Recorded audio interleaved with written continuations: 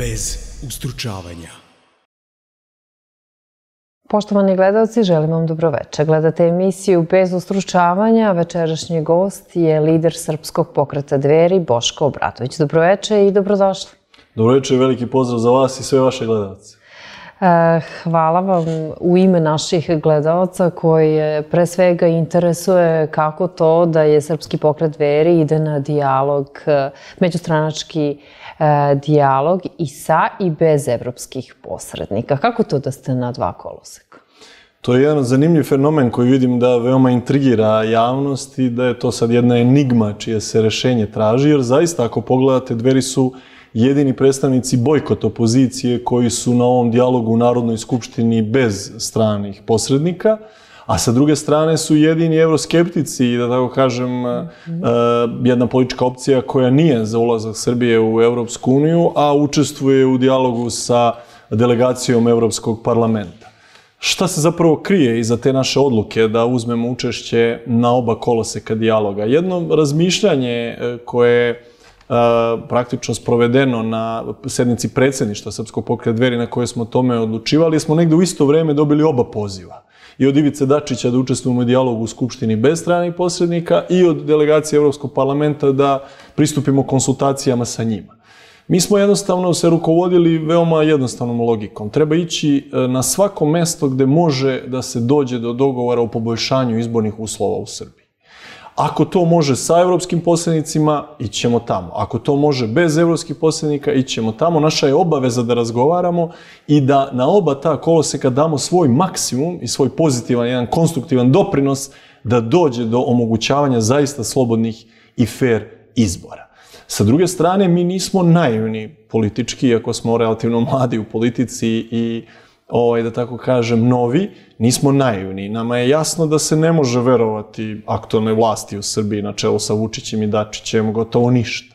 Kao što se ne može verovati ni Evropskoj uniji koja je prošle godine prihvatila te lažne i nedemokratske izbore i dala im na neki način legitimitet, jer je isti taj sastav delegacije Evropskog parlamenta i prošle godine učestvovao u razgovorima, pa je na kraju pristao da se održe ti i takvi nedemokratski izbori u Srbiji. Dakle, nismo imali neki veliki lep izbor, znamo otprilike s kim imamo posla i na jednom i na drugom koloseku, ali realno gledano šta je alternativa tome? Dijalog je zapravo najbolji način da se mirno izađe iz ove političke krize.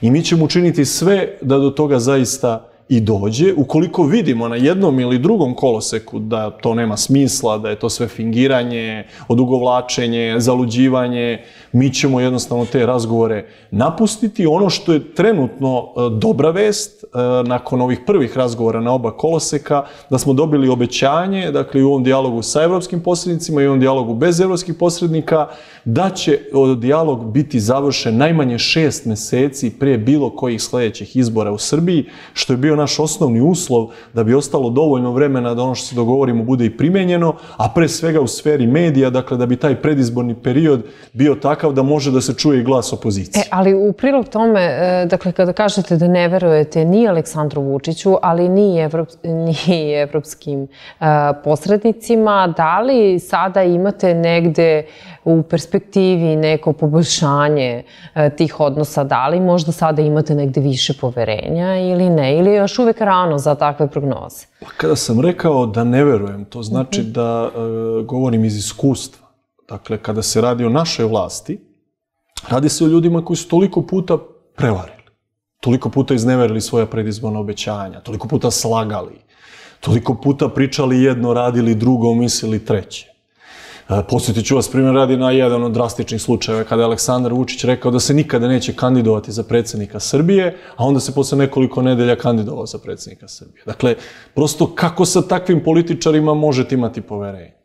Ali opet morate razgovarati. Sa druge strane, Evropska unija. Već sam rekao i ponovit ću. Dakle, radi se o stranim posrednicima, a nisam neki ljubitelj mešanja stranaca u naša unutrašnja politička pitanja, ali zapravo ti stranci održavaju ovu vlast. Podsjetit ću vas da je Evropska unija čestitala pobedu Tomislavu Nikoliću u drugom krugu predsjedničkih izbora 2012. 3 sata pre zatvaranja birališta. Kako je takva greška mogla Briselu da se dogodi? Pa naravno da nije greška. Tomislav Nikolić i Aleksandar Vučić u tom trenutku su bili njihovi favoriti. I do dana današnjeg Vučić je ostao neko koga Evropska unija podržava ovde u Srbiji, dok sa druge strane Evropski parlament, ne znam, donosi nekakve izveštaje u kojima kritikuje stanje u Srbiji. I onda se stvarno postavlja pitanje o kakvom se tu licemerju radi. Znači, znate da je ovde kriminal i korupcija. Znate ovde da trenutno imate parlamente od republičkog preko pokrajinskog do lokalnog nivoa, da nigde nema opozicije. Znate da ovde više nema demokratije, da nema slobode medija. Znate da su sve državne institucije urušene i da sve zavise od volje jednog čoveka. I vi dalje jednostavno se pravite ludi kao da to nije tako. Dakle, ja iz iskustva govorim da se ne može verovati ni domaćoj našoj vlasti, ni tim stranim posrednicima. Pa čekajte, je li onda i licemerje i to što evropski predstavnici uopšte učestvuju u dijalogu? Pa moj je utisak da ima jedna mala promena u odnosu na prošlu godinu. Recimo, prošla godina je bila takva da su oni više uveravali nas da mi ne bojkotujemo izbore, nego da treba da izađemo na izbore, nego što su bilo šta radili da se poboljšaju izborni uslovi. Ove godine mislim da se ipak nešto promenilo nakon bojkota izbora i da je ono što smo uradili kroz bojkot izbora donelo određene pomake. Znači, pre svega i pred domaćom i pred međunarodnom javnošću je ovaj režim raskrinkan, da ovde više nema demokratije, da su ovde parlamenti bez opozicije, da je sve to jedna karikatura i besmisao. I negde su sada, vi znate, doneti ti neki izveštaji i Evropske komisije i Evropskog parlamenta u kome je konstatovano to stanje u Srbiji. I negde sada je i svetska i domaća javnost mnogo negde više shvatila o kakvom se ovde nedemokratskom i kriminalnom režimu radi. I sada i ta naša vlast, ne sede oni sa nama zato što nas vole i što sad odjednom su rešeni da poboljšaju demokratiju u Srbiji, nego zato što su prisiljeni na to. Bojkot izbora ih je prisilio na to.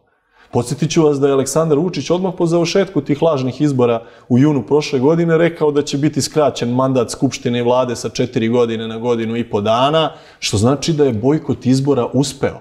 I da smo mi tim bojkotom uspeli da priteramo vlast da oni sada moraju da sednu na pregovarački sto i bez evropskih posrednika i sa evropskim posrednicima. I ja mislim da mi samo treba da nastavimo sa tim pritiskom i da izdejstvujemo ono što nam je potrebno, to su zapravo slobodni i pošteni izborni uslovi. Zbog čega insistirate da Aleksandar Vučić lično razgovara sa opozicijom o uslovima? To je bio jedan od mojih predloga iz jednog veoma jednostavnog razloga. Ja ne vidim smisao da mi sada razgovaramo na tim pregovorima, ne znam, sa nekom delegacijom Srpske napredne stranke na čelu sa, recimo, Martinovićem, sa kojim ste već imali incidenti. Nije stvar u tome da li smo mi imali incident ili ne, to je neka druga priča iz naših skupštinskih prethodnih dešavanja, već su to ljudi koji ništa ne odlučuju.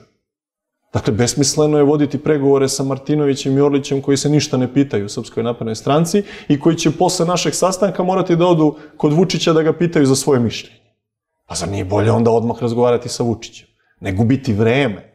Dakle, ko donosi odluke u ovoj državi i u Srpskoj naprednoj stranci? To je Aleksandar Vučić. Pa ajmo onda da razgovaramo sa njim i da vidimo da li ćemo se dogovoriti ili se nećemo dogovoriti o tim slobodnim i poštenim izborima. Ali nemojte da gubimo vreme sa nekom delegacijom Srpske napredne stranke koja se ništa ne pita i ni o čemu odlučuje. Dakle, ja sam rekao sledeću stvar.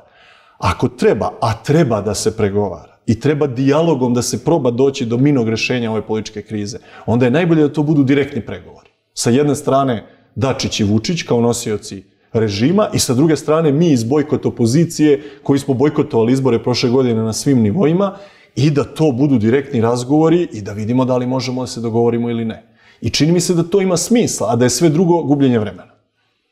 Ali zbog čega se i Aleksandar Vučić negde i ponudio i nije, da kažem, imao negativno mišljenje o toj ideji da on ispred svoje stranke učestvuje u pregovorima, da li je upravo zbog toga što ste vi rekli da on odlučuje o svemu ili prosto jednostavno i nema poverenja u svoje ljude? Ja bih rekao da je jedna druga stvar u pitanju, a to je da je priterano za zid, da i nema drugog izbora.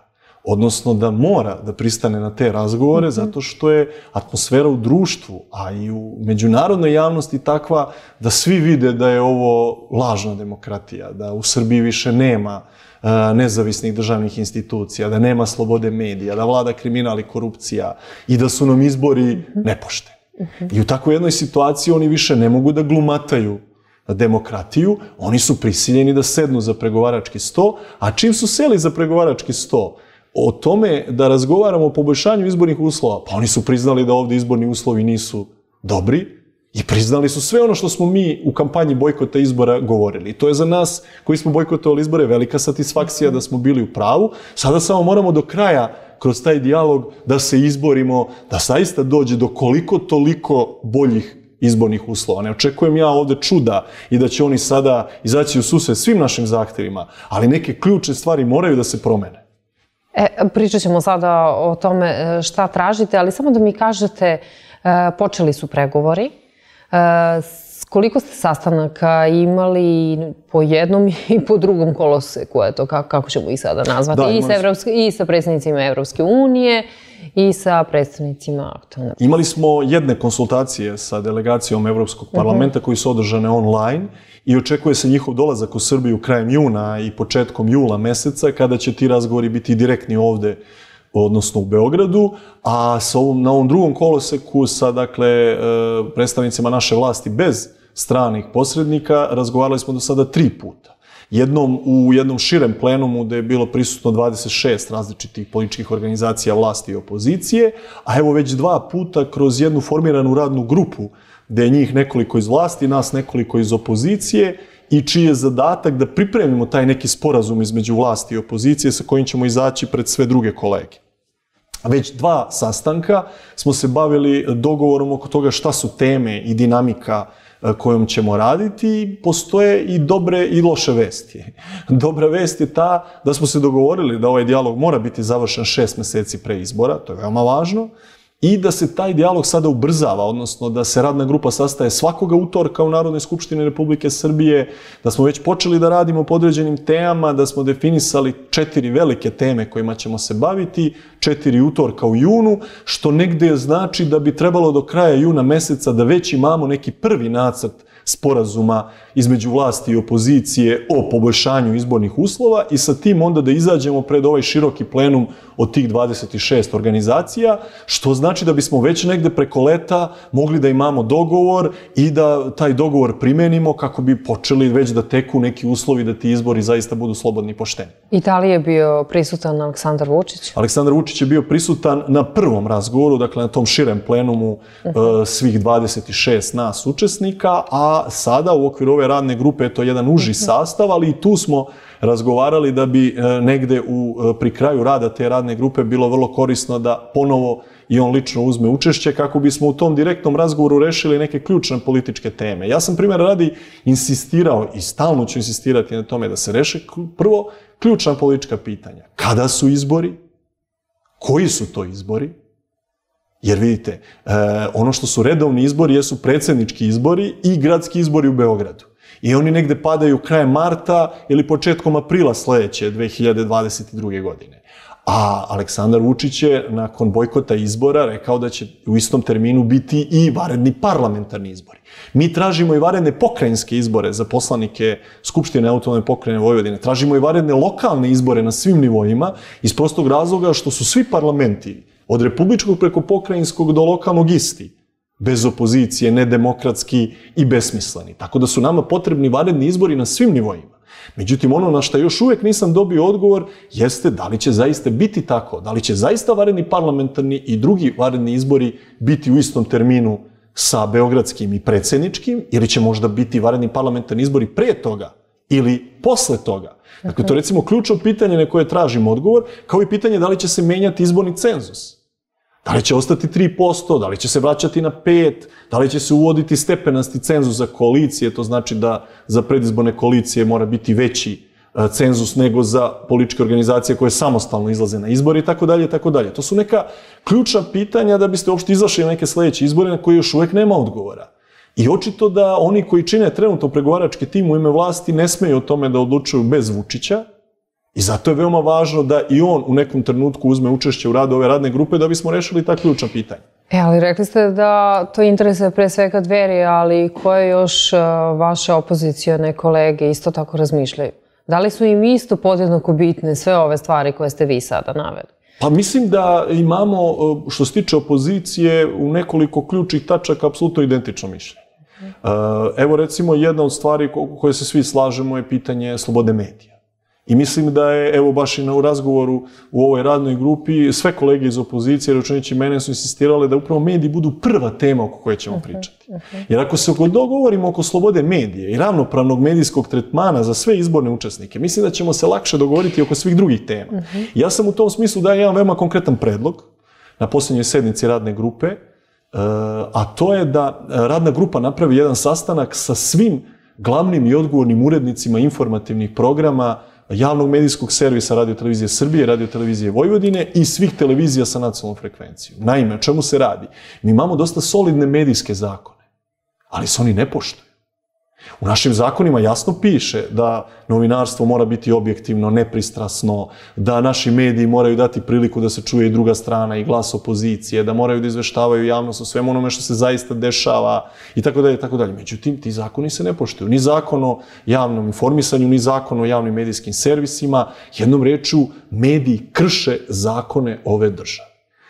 Da bi mediji na neki način počeli da rade svoj posao i poštovali ustav i zakone, mislim pre svega na velike beogradske medije, na režimske medije, na dnevne novine, na televizije sa nacionalnom frekvencijom, mi moramo da nađemo način kako ćemo se oko toga dogovoriti. I ja mislim da je najpošteniji način taj da sednemo zajedno sa predstavnicima medija i da oni lepo omoguće jedan paket emisija u kojima bi opozicija mogla da najnormalnije gostuje, kao što tamo svaki dan gostuje vlast.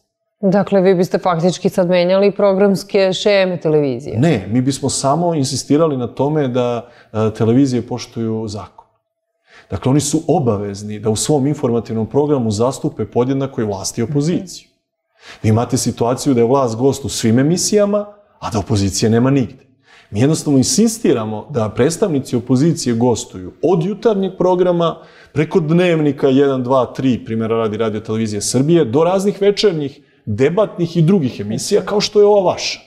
Da primjera radi, mi imamo ovakvu priliku, kao što imamo u vašoj emisiji, da gostujemo na Radio-televiziji Srbije ili nekoj drugoj televiziji s nacionalnom frekvencijom i predstavimo naš program. Kao što vlast svaki dan gostuje i predstavlja ono što radi, tako i mi iz opozicije da dobijemo priliku da i mi gostujemo i predstavimo naš program. Ja mislim da ne tražimo ništa što nije normalno. Tražimo ono što zakon propisuje. A kako komentarišete pojedine zahteve da se dodeli nacionalna frekvencija nekoj od televizije? Činjenica je da postoji jedna upražnjena nacionalna frekvencija i činjenica je da ona treba da bude dodeljena. Također bi bilo veoma važno da ona bude dodeljena nekoj televiziji koja nije pod direktnom kontrolom režima, jer je postojećih 5 televizija sa nacionalnom frekvencijom već pod direktnom kontrolom vladajućeg režima i besmisleno bi bilo da sad 6. pod kontrolom režima dobije tu novu, odnosno jedinu preostalu nacionalnu frekvenciju. Tako da u tom smislu podržavam taj zahtev, ali verujte, za mene je još važnije od tog zahteva da postojeće televizije i javni medijski servisi i privatne televizije koje su dobile od države nacionalnu frekvenciju, dakle oni su dobile javno dobro. Nacionalna frekvencija koju oni koriste je javno dobro ovoga naroda i države. Oni su obavezni da objektivno informišu javnost, oni su obavezni po zakonu i ustavu da daju reč i opoziciji i to je nešto na čemu ja recimo trenutno insistiram, a naravno podržavam ideju dodele preostale nacionalne frekvencije jednoj novoj televiziji. I pričat ćemo još i o predizbornim, odnosno o uslovima o kojima pregovarate, ali evo i sami ste rekli i mnogima je sada to čudno i spekuliše se o tome što su Dveri na 2 koloseka dali i u nekim medijima već pričaju o tome da biste mogli da budete i koalicioni partner Srpske napredne stranke. Šta na to kažete? Pa na to mogu samo da se nasmejem, s obzirom da su Dveri dokazana opozicija ove vlasti. Iz vremena dok smo bili u Skupštini, bili smo vjerojatno najaktivnija opoziciona poslanička grupa i svi se sećaju naših velikih duela sa predstavnicima vlasti iz Narodne skupštine. Ja sam u jednom trenutku bio proglašen i za najaktivnijeg narodnog poslanika koji je najviše vremena govorio u Narodnoj skupštini i zna se da su moji govori bili najviše opozicioni u prethodnom sazivu Narodne skupštine. Također smo poznati po vanparlamentarnoj borbi, dakle svim demonstracijama, protestima i svemu drugome u čemu smo učestvovali i u tom smislu je za nas apsolutno neprihvatljiva bilo kakva saradnja sa Srpskom naprednom strankom i to je nešto što je, mislim, jasno svakome ko objektivno posmatra politiku. Sa druge strane, ja vidim da određenim krugovima u medijima i u opoziciji smeta ta nezavisna pozicija Dveri. Dakle, Dveri nisu ni Vučićeve, ali nisu ni Đilasove. Dveri su Dveri. Dakle, Dveri su treća opcija. Dveri ne pristaju da se sada delimo na ta neka dva tabora i da moramo da budemo ili Vučićevi ili Đilasovi. Ne. Mi možemo i moramo da budemo svoji. Mi smo autentični. Mi smo jedna nova generacija srpske politike. Mi, koliko god da smo protivnici ove vlasti, a nesumnjivo smo najžešći protivnici ove vlasti, toliko smo i protiv povratka na stari režim. I tu negde je došlo možda do tog nekog nerazumevanja sa kolegama u opoziciji. Dakle, ja se zalažem za saradnju u opoziciji. Niko od nas ne može samostalno da pobedi ovaj režim. Mi moramo da sarađujemo. Ali je moja poruka vrlo iskrena, ja bih rekao. Mada iskrenost nije baš neki plus u politici, ali ja negde ne mogu da promenim sebe. Dakle, ja uvek nastupam iskreno. Dakle, moja poruka kolegama u opoziciji koje dolaze iz bivšeg režima jeste da nema povratka na bivši režim. Nema povratka na vreme vlasti Borisa Tadića. Dakle, mi moramo da menjamo ovu vlast, ali moramo da menjamo i kompletan korumpirani politički sistem koji ovde traje 30 godina. U tome je razlika između Dveri i svih drugih. Dakle, Dveri jasno kažu, ovde je bilo do sada promjena vlasti, ali nikada nije promenjen sistem. Vlasti su se menjale, ali je sistem ostajao isti. I pogledajte glasanje 2012. godine. Građani Srbije nisu toliko glasali za Tomislava Nikolića, koliko su glasali protiv Borisa Tadića. Dakle, želeli su nešto novo, želeli su promjenu sistema. To žele i danas.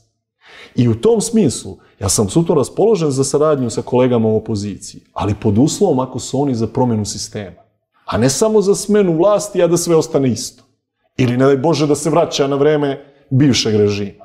Dakle, tu sada postoji jedna ključna začkoljica na kojoj ja insistiram, pa onda dobijam te packe iz raznih opozicionih medija ili od konkurencije iz opozicije da sam ne znam šta ja sada promenio ili se okrenuo. Pa dobro, ali slažete se također i sa predsjednikom Srbije Aleksandrom Vučićem u vezi zakona o rodnoj ravnopravnosti. Negde ste i tu našli, da kažem, zajedničko mišljenje, pošto se i on nije slagao sa... Pa mislim da je Aleksandar Vučić došao na pozicije Dveri. Naime, kao što znate, mi smo već godinama protivnici ideologije homoseksualizma koja se nameće ovome društvu i državi. Dobro, pričat ćemo kasnije o tom zakonu, ali hoću da kažem da su tu negde paralele izvučene, pa sada to ispada kao da zaista negde postoji mogućnost da sarađujete sa SNS-om. Ono što je činjenica jeste da će aktuelna vlast uvek kada vidi da gubi rejting, pribeći oblačenju u patriotsko odelo. Dakle, oni znaju da njih ne može da ugrozi niko iz bivšeg režima. Njih može da ugrozi samo neko je sa ove patriotske strane opozicije na kojoj je Srpski pokret Dveri. I zato se oni ne plaše toliko predstavnika bivšeg režima koliko se plaše nas iz patriotske opozicije, jer mi možemo da uzmemo i deo njihovog biračkog tela.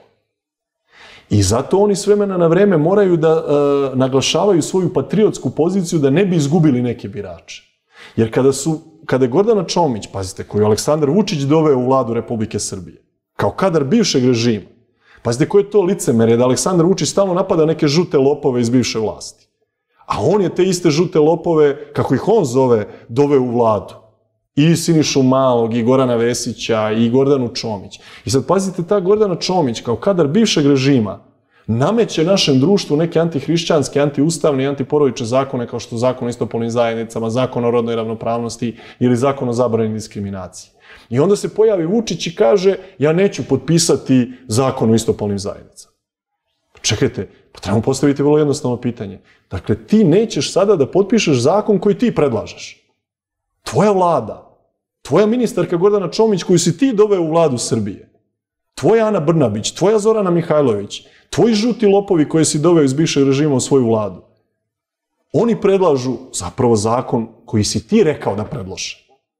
A sada kada si se uplašio za rejting, kada si video da čak i birači Srpske napredne stranke su protiv legalizacije homoseksualnih brakova, protiv zakona, dakle, o istopolnim zajednicama, sada ti kažeš što nećeš potpisati. A pritom ne kažeš punu istinu građanima Srbije. Jer ako pogledate ustavna ovlašćenja predsjednika Republike, tačno je, on može jednom da vrati zakon u Narodnu skupštinu i da ga ne potpiše.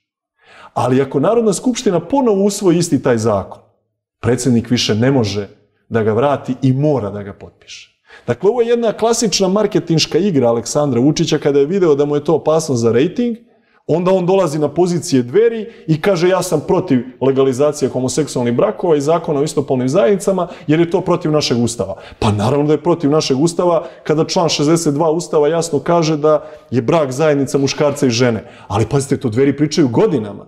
Znači nismo mi došli na poziciju Srpske napredne stranke, nego je Srpska napredna stranka došla na poziciju Dveri zato što se uplašila pada svoga rejtinga i da će Dveri uzeti birače Srpske napredne stranke, jer ljudi jednostavno podržavaju politiku Dveri. Ali čega su se onda uplašili, odnosno da kažem opozicije, odnosno pojedini opozicioni mediji, pa su vas priklonili Srpskoj naprednoj stranci. Vidite, ja mislim da bi opozicioni mediji i kolege iz opozicije trebale da budu zadovoljni što se to dešava.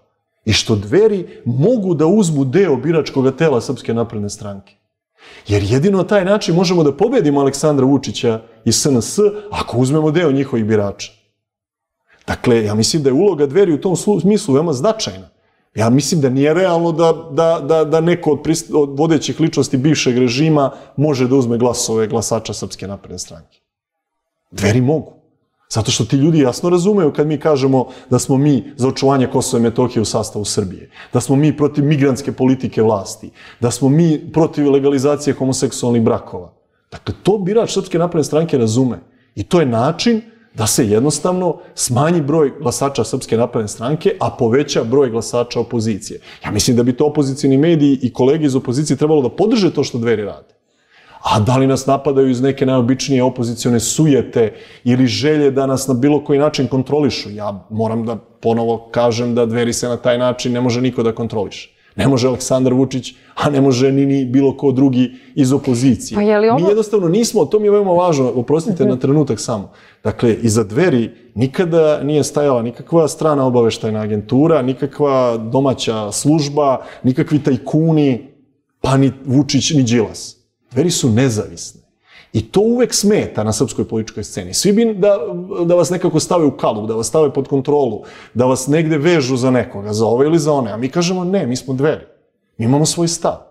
Možemo da sarađujemo sa vama, ali ne možemo da promenimo svoj program. Pa nismo mi Aleksandar Vučić da promenimo svoj program da bismo došli na vlast. Ne, mi ostajemo Dveri. Da li ćemo doći na vlast? Po tome će odlučiti narod na izborima. Ali mi nikada nećemo izdati svoje ideje i svoje uverenja. Jer je srpskoj političkoj sceni neophodna jedna opcija kao što su Dveri, koja zastupa porodicu na prvom mestu, koja se bori za domaću privredu i poljoprivredu, dakle za ekonomski patriotizam, koja se bori za zaštitu životne sredine, koja se bori za promenu sistema. I to je negde, čini mi se, podržava većina građana Srbije. Kada biste danas pitali neutralno građane Srbije, da li su da porodica dođe na prvo mesto? Da li su za očuvanje Kosova i Metohije u sastavu Srbije? Da li su protiv ovakve migrantske politike vlasti? Da li su protiv legalizacije homoseksualnih brakova? Da li su za podršku domaćoj privredi i poljoprivredi, a ne podršku stranim kompanijama koje daje ova vlast? Pa ja verujem da bi 60% građana Srbije reklo da podržava taj program. A to vam je program Dveri. Ali taj program Dveri ne možete da čujete na velikim televizijama, i zato smo u toj situaciji u kojoj smo trenutno. Da li je ova etiketa da ste pridruženi član Srpske napredne stranke dodatno narušila odnose među opozicionim liderima, prvenstveno mislim na vas i Dragana Đilasa i drugi? Ne, ja zaista tu etiketu smatram uvredom, to nije sporno. Mislim da ako se neko dokazao u svojoj opozicijonoj borbi u prethodnih 9 godina ove vlasti, to su onda Dveri. Ja stvarno nemam potrebu da se bilo kome više dokazuje. Evo ja postavljam pitanje šta su ti kritičari uradili u borbi protiv ove vlasti? Gde su bili na ulici, na demonstracijama i u svim borbama u kojima smo mi bili posljednjih 9 godina? Znači, otkud nekome pravo da kritikuje Dveri, a sam ništa nije uradio u borbi protiv ove vlasti? Dakle, u tom smislu ja nemam taj problem. Ja to računam da je to deo neke opozicione onako konkurencije, sujete ili pokušaja diskvalifikacije. I naravno da to režimski mediji dočekuju sa zadovoljstvom pa to dodatno šire kao nekakve sukobe opozicije, ali nema tih sukoba opozicije. Dakle, ja potpuno normalno komuniciram sa svim kolegama, posebno iz bojkot opozicije, jer smo mi bili zajedno u tom bloku bojkota izbora prošle godine i ja očekujem da treba da budemo zajedno i na ovim sledećim izborima. Da li će to biti jedna lista opozicije, zajednička, jedinstvena, sa zajedničkim predsjedničkim kandidatom, ili će to biti više opozicionih kolona? Mi u oba slučaja moramo da sarađujemo. Ja mislim da nama treba jedan dogovor o međusobnom nenapadanju i saradnji, Posebno, recimo, u odbrani izbornih rezultata, u borbi protiv izborne krađe, u obukama članova biračkih odbora i čuvara kutija na biračkim mestima. Dakle, ima toliko prostora za našu saradnju, a naravno ne moramo biti jedna lista, možemo biti 2 ili 3 različite opozicione liste. Ja lično smatram da je to možda i bolje, da imamo jednu patriotsku opozicionu listu i da imamo jednu tu, ajde da kažem, proevropsku, građanističku opozicionu listu. Pričat ćemo o tome nastavku emisije. Poštovani gledalci, za nekoliko minuta nastavljamo razgovor. Ostanite uz naš program.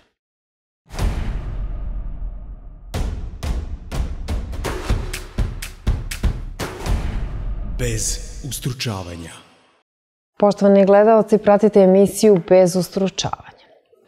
Gospodine Obradoviću, kako komentarišete navode, odnosno to što je Ivica Dačić izjavio da kod određenih stranaka vlada određeni elitizam koje neće da sarađuju na koloseku na kojima nema evropskih predstavnika? Da li zaista vlada elitizam, kako to Ivica Dačić kaže, i šta nam možete reći na tu temu? Mislim da Ivica Dačić mora biti svestan toga da opozicija nema poverenja niti u njega, niti u Aleksandra Vučića. To je razlog zašto se deo opozicionih stranaka okrenuo evropskim posrednicima. Jer smatraju da bez evropskih posrednika sa našom vlašću ne može ništa se dogovori. Ja sam tu malo različitog stava u smislu da ja mislim da je za jednu suverenu zemlju bolje da se mi dogovorimo između sebe bez uplitanja stranaca. Jer znate, kada se stranci u nešto mešaju, onda znači da oni u svemu tome imaju neki svoj interes. Onda znači da smo mi tim strancima nešto dužni. Pa onda nas to nešto obavezuje u budućnosti. Ja ne bih voleo da bilo kome budem bilo šta dužan. Zato sam ja u tom smislu okrenut i dijalogu bez evropskih posrednika. S druge strane, razumem kolege iz opozicije koji žele da imaju garanta dogovora. Jer prosto vi u ovoj vlasti ne možete ništa verovati. I to je jedan od mojih zahteva na oba koloseka dijaloga. Izvinite, a šta su garancije da ono što ćemo se dogovoriti će zaista biti primenjeno?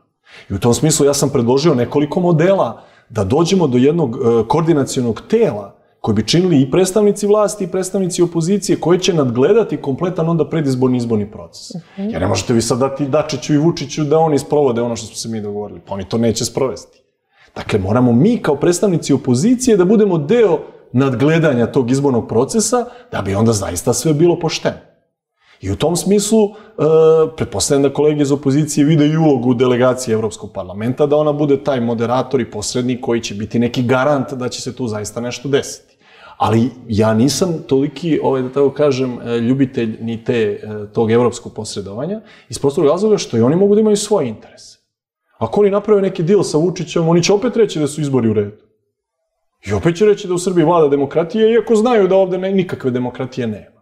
Zato što su našli neki svoj interes. Da li će Vučić da potpiše priznanje lažne države Kosovo, ili će da im da neke nove subvencije za neke njihove strane multinacionalne kompanije, ili će da im da neke nove infrastrukturne radove, da grade neke autoputeve, železnice, aerodrome, metroje. Pa oni će posle toga reći da je Vučić najbolji na svetu, iako svi znamo da jednostavno nije demokrat. Dakle, evropski interesi su nešto što ne mora da bude na strani našeg naroda i države. Oni će gledati svoj interes pre nego naš. Tako da su to, mi smo sada zaista između čekića i nakovnja. Uopšte ne zna se gde nam je teža situacija. Da li u ovom dijalogu bez evropskih posrednika, gde ste na neki način osuđeni na našu vlast, ili u ovom dijalogu sa evropskim posrednicima, gde ste, ne znam, osuđeni na to kakav će biti hir Evropske unije u trenutku.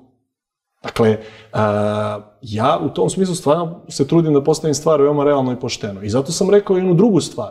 Ne možemo više čekamo nikoga da nam da milost. Ni našu vlast, ni nekoga iz Brisela. I ja stalno to govorim, čekamo nekog Godoa iz Brisela koji treba dođe da reši sve naše unutrašnje probleme. Pa čekajte, gde smo mi? Gde je naša borba? Gde je naš trud da se izborimo za sve to?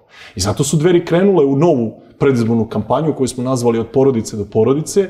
Idemo, obilazimo sve gradove i opštine u Srbiji, izlazimo u susret građanima, razgovaramo sa njima, delimo naš promotivni materijal, našu novinu Porodični glasnik Srbije, predstavljamo naš program i naše kadrove, jer od toga da mi čekamo da nam neko pokloni slobodu, pravdu i demokratiju nema ništa. Mi moramo za nju sami da se izborimo. Ali pre nego što vi krenete, odnosno vi ste već krenuli u predizbornu kampanju, ali prosto nameće se pitanje da li je mogući bojkot i ovih izbora? Da li je to moguć scenarij?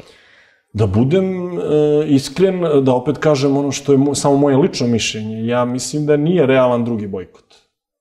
Iz razloga što će vas onda građani Srbije pitati, a izvinite, a koliko ćete još puta da bojkotujete izbore? Još 5 godina, još 10 godina? Koliko ćete još da čekate nekoga iz Brisela da dođe i da vam pokloni slobodne i poštene izbore? Dakle, ja mislim da ili ćemo se dogovoriti u ovom dijalogu sa vlašću i ti izbori će biti onda slobodni i pošteni, ili ćemo morati na drugi način da se borimo za pravdu, slobodu i demokratiju, a to znači opet izlazak na ulice, to znači opet proteste i demonstracije, to znači građansku neposlušnost, to znači blokadu institucija koje ne rade svoj posao. Dakle, mi jednostavno moramo da se suprotstavimo jednoj vlasti koja ne želi da da demokratske izbore. Pa čekajte, ako neko krši sve demokratske standarde, ako neko gasi medije, ako neko urušava poštene izbore, ako neko ukida sve nezavisne državne institucije, pa valjda morate tome se suprotstaviti. Ja mislim da je svaki miran i nenasilan oblik otpora protiv jednog nedemokratskog režima dozvoljen. I u tom smislu ja sam dao šansu dijalogu.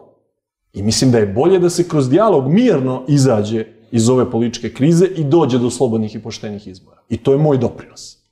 Ali ako vlast to ne želi, onda vlast mora da bude spremna i na odgovor opozicije u vidu nekog novog protesta kojim ćemo mi morati da se izborimo za naša prava. I vi ste jedan od retkih opozicionih lidera koji negde i često spominje ulicu kao sredstvo, odnosno mesto dolaska do ciljeva, ostvarivanja ciljeva. I negde vam se pripisuje taj epitet da ste incidentni. Šta kažete na to? Pa veoma sam incidentan kada je u pitanju nepravda, kriminal i korupcija. Nisam incidentan na neke normalne i pozitivne stvari, već samo na protivzakonite stvari. Dakle, moja obaveza kao opozicionog političara je kritika vlasti. Moja obaveza je da otkrivam afere kriminala i korupcije u vrhu vlasti. Moja obaveza je da progovorim, ustanem i pobunim se protiv kršenja ustava i zakona. Kod nas je uvek prisutna jedna neobična zamena teza, da mi koji se bunimo protiv nepravde, protiv kršenja ustava i zakona, mi smo nasilni. Pa čekajte, izvinite, kako to? Zar nisu nasilni oni koji krše ustav i zakone? Zar nisu problem oni koji čine nepravdu, koji se bave lopovlukom, kriminalom ili korupcijom? Ne možemo biti problem mi koji se protiv toga bunimo. Ali u medijima je napravljen takav spin da zapravo mi koji se bunimo, koji štitimo ustav, koji štitimo zakone, koji se borimo protiv kriminala i korupcije, mi smo optuženi za nekakvo nasilje. Nema tu nikakvog nasilja, nego borbe za pravdu, borbe za poštovanje ustava i zakona, borbe za demokratiju, borbe za slobodu. Eto, to smo mi, ustavobranitelji, slobodari, ljudi koji dakle žele, koji se bune s pravom, jer štite neke opšte interese ovoga naroda i države. I u tom smislu je veoma karakteristično to što ste rekli, da li sam ja sad tu redak, jedini ili ne znam, u manjini, ali ja zaista mislim da kada jedna vlast ovoliko krši sve ustavne norme i zakone, kada je ovoliko ogrezala u kriminal i korupciju, kada svaki dan afera jedna drugu prevazilazi u koju je ogrezao vrh ove vlasti, kada više ne znate koliko su opljačkali i u koje su sve kriminalne i koruptivne radnje umešani, pa čekajte, dok ćemo mi to da trpimo i da gledamo? Pa da li je normalno da mi dozvoljavamo da nam Srbija propada? Da li je normalno da mi gledamo kako nam deca odlaze iz ove zemlje? Da li je normalno da Srbijom vladaju kupljene diplome i plagirani doktorati? Da li je normalno da nameštaju tendere za svoje rođake, braću, sestre, tate, mame, burazere? Čekajte ljudi, pa u što se pretvorila ova država? Dok ćemo mi to da trpimo? Dakle, to je ta moja buntovnička, da tako kažem, priroda, koja jednostavno nije spremna to da trpi. I zato ste, između ostalog, i razbili staklo na vratima Skupštine Srbije, ukoliko se ne varam, i tako dalje, i tako dalje. Ne, nisam nikada razbio staklo na vratima Narodne skupštine Republike Srbije i to bi naravno bilo neprimereno. Ja sam, da tako kažem, simbolički kucao na vrata Narodne skupštine koja su bila zatvorena, a mi smo se kao demonstranti ispred njih okupili i smatrao sam da je to podjednako Narodna skupština i nas iz opozicije, kao i njih iz vlasti. I da je ta Narodna skupština uzurpirana Kao što je danas to jedna nelegitimna skupština koja je nastala na lažnim i nedemokratskim izborima, to je jedna jednopartijska skupština u kojoj nemate uopšte opoziciju, pa recite mi kakva je to Narodna skupština. Dakle, postavlja se pitanje dok ćemo mi to sve trpeti i ćutati. Dakle, moj stav je tu veoma jednostavan. Mi moramo da se pobunimo, mi moramo da dignemo svoj glas, mi moramo da pokažemo stav, moramo da ispravimo kičmu, moramo jednostavno da izrazimo nezadovoljstvo. Od ćutanja, od sklanjanja, od jednostavno povlačenja u sebe, od straha, nema ništa. Samo će nas još više gaziti. Oni neće stati. Oni će nastaviti s kriminalom, sa korupcijom, sa lopovlukom, sa kršenjem zakona. Oni će nastaviti sa svim oblicima torture. Ako se mi ne pobunimo. Dakle, pobuna je jedan građanski čin. Čin građanske hrabrosti. Čin dokazivanja da si ti građanin, a ne podanik. Da ti nisi sluga ovoga režima, nego da si jedan slobodan građanin koji ima pravo na neke vrednosti, koje su mu garantovane Ustavom. Pa ne možete vi meni da oduzmete slobodu glasa, slobodu govora, slobodu misli. Ne možete na taj način jednostavno da uzurpirate sve u državi. Pa je sad jedan čovek koji se zove Aleksandar Vučić i sudija, i tužilac, i policajac, i Ustavni sud, i Narodna skupština, i on je ministar u svim ministarstvima, i on je predsjednik vlade, i predsjednik države, i ne znam tamo šef Fudbalskog saveza Srbije, i selektor reprezentacije. Čekajte, je to normalno? Pa to nije normalno. Sad je samo pitanje hoćemo li mi da se pravimo ludi, da je to normalno, ili ćemo mi da se pobunimo, da kažemo, izvinite, ali ovo nije normalno. Ovo mora da se menja. Dakle, dok mi ćutimo i trpimo, bit će nam sve gore. I nemojte uopšte imati sumnju. Oni će nastaviti da nas gaze. Oni će nastaviti da nas kradu. Oni će nastaviti da urušavaju institucije države. Oni će nastaviti da zatvaraju medije kao što napadaju i ovu televiziju na kojoj sam sad gost. I napadat će je dok je ne zatvore. Ako im mi to dozvolimo. I negde je to možda čak, iako nisam siguran opet da li to treba da kažem, možda je to čak negde i pošteno. Jer ako mi ćutimo i trpimo, pa onda i treba da nas gaze. Zar ne? Pa je li to odgovor svima onima kojima se ne sviđa ideja da vi budete kandidat, odnosno ispred opozicije, gde smatrate da ste zapravo najbolji kandidat opozicioni, je li tako? Pa da budem precizan u tome što sam tačno rekao. Dakle, ja nikada nisam rekao da sam ja najbolji kandidat opozicije za zajedničkog predsjedničkog kandidata. Dobro. Jer smatram da u redovima nestranačkih, uglednih javnih ličnosti ima boljih kandidata. Ljudi koji mogu da okupe mnogo veći broj građana bez obzira na nacionalne, verske, stranačke ili bilo koje razlike među nama. Međutim, u redovima postojećih lidera opozicije, ja mislim da jesam najbolji kandidat iz ugla nekoga ko nije bio na vlasti, ko predstavlja jednu novu generaciju političara u Srbiji i ko može, ono što sam vam na početku rekao, da se obrati i biračkom telu Srpske napredne stranke i Socijalističke partije Srbije, što ne mogu predstavnici bivšeg režima. Dakle, govorio sam inače o tome, jer je to nepristojno da sad sam sebe kandiduješ, to nije bila moja ideja, već sam govorio o tom nekom fotorobotu kako bi trebalo da izgleda predsjednički kandidat koji bi trebalo da izađe na crtu Vučiću. Da to treba da bude ugledna javna ličnost, neko ko do sada nije bio na vlasti, da mora da bude patriota, da mora da se zalaže za očuvanje Kosova i Metohije u sastavu Srbije i da mora da bude porodičan čovek, dakle da mu je porodica bitna, da ima vezu sa Srpskom pravoslavnom crkvom, srpskom dijasporom, da dakle ima to utemeljenje u tom nekom patriotskom biračkom telu. To je veoma važno. Setite se 2000. godine i opozicionog nastupa protiv Slobodana Miloševića. Ja to stalno podsjećam i gledalce i kolege iz opozicije. Zašto se Zoran Đinđić nije sam kandidovao? Pa zašto je znao da ne može da pobedi Slobodana Miloševića? Zašto je Zoran Đinđić gurao Vojislava Koštunicu? Pa zato što je znao da samo patriota može da pobedi Slobodana Miloševića. Ne može neko ko dolazi iz Beogradskog kruga dvojke, ko se zalaže za priznanje lažne države Kosovo, ko se zalaže da je u Srebrenici bio genocid. Dakle, taj ne može da pobedi Aleksandra Vučića. Dakle, Aleksandra Vučića može da pobedi samo takav fotorobot koji je nesumnjivi patriota. Ja tu nisam mislio na sebe. Ja sam mislio da mi svi zajedno treba da nađemo takvog zajedničkog kandidata. I da su Dveri spremne da učestvuju u tome i da ću se ja u tom slučaju kao predsjednik Srpskog pokreta Dveri ili bilo ko od nas ko bi mogao biti kandidat Dveri na predsjedničkim izborima povući u korist jednog takvog zajedničkog kandidata. Ali ne možete da očekujete da ćemo mi podržati nekog kandidata ko dolazi, ne znam, iz redova bivšeg režima ili ko dolazi iz redova, ne znam, neke druge Srbije koja nam, ne znam, stalno nabija na nos genocid u Srebrenici ili traži od nas da priznamo nezavisnost Kosova. Kako očekujete da Dveri to podrže? Pa Dveri neće podržati takvog predsjedničkog kandidata, niti takav predsjednički kandidat ima ikakvih šansi protiv Vučića. Ponavljam, da bismo pobedili Vučića na predsjedničkim izborima, morate da imate takvog kandidata koga mogu da razumeju i podrže i pristalice Srpske napredne stranke. Jedino tako možete pobediti. Ali opet, sa druge strane, morate animirati i druge opozicione glasače, a opet, kao što sam i rekla, negde vama zameraju da ste incidentni i tako dalje. Da li možda ti građani ne shvataju ono što vi hoćete da kažete, a to je da apsolutno nema sluha vladajuće, odnosno vlasti za građane Srbije i da nekad morate upotrebiti ulicu kao sredstvo dolaska do ciljeva?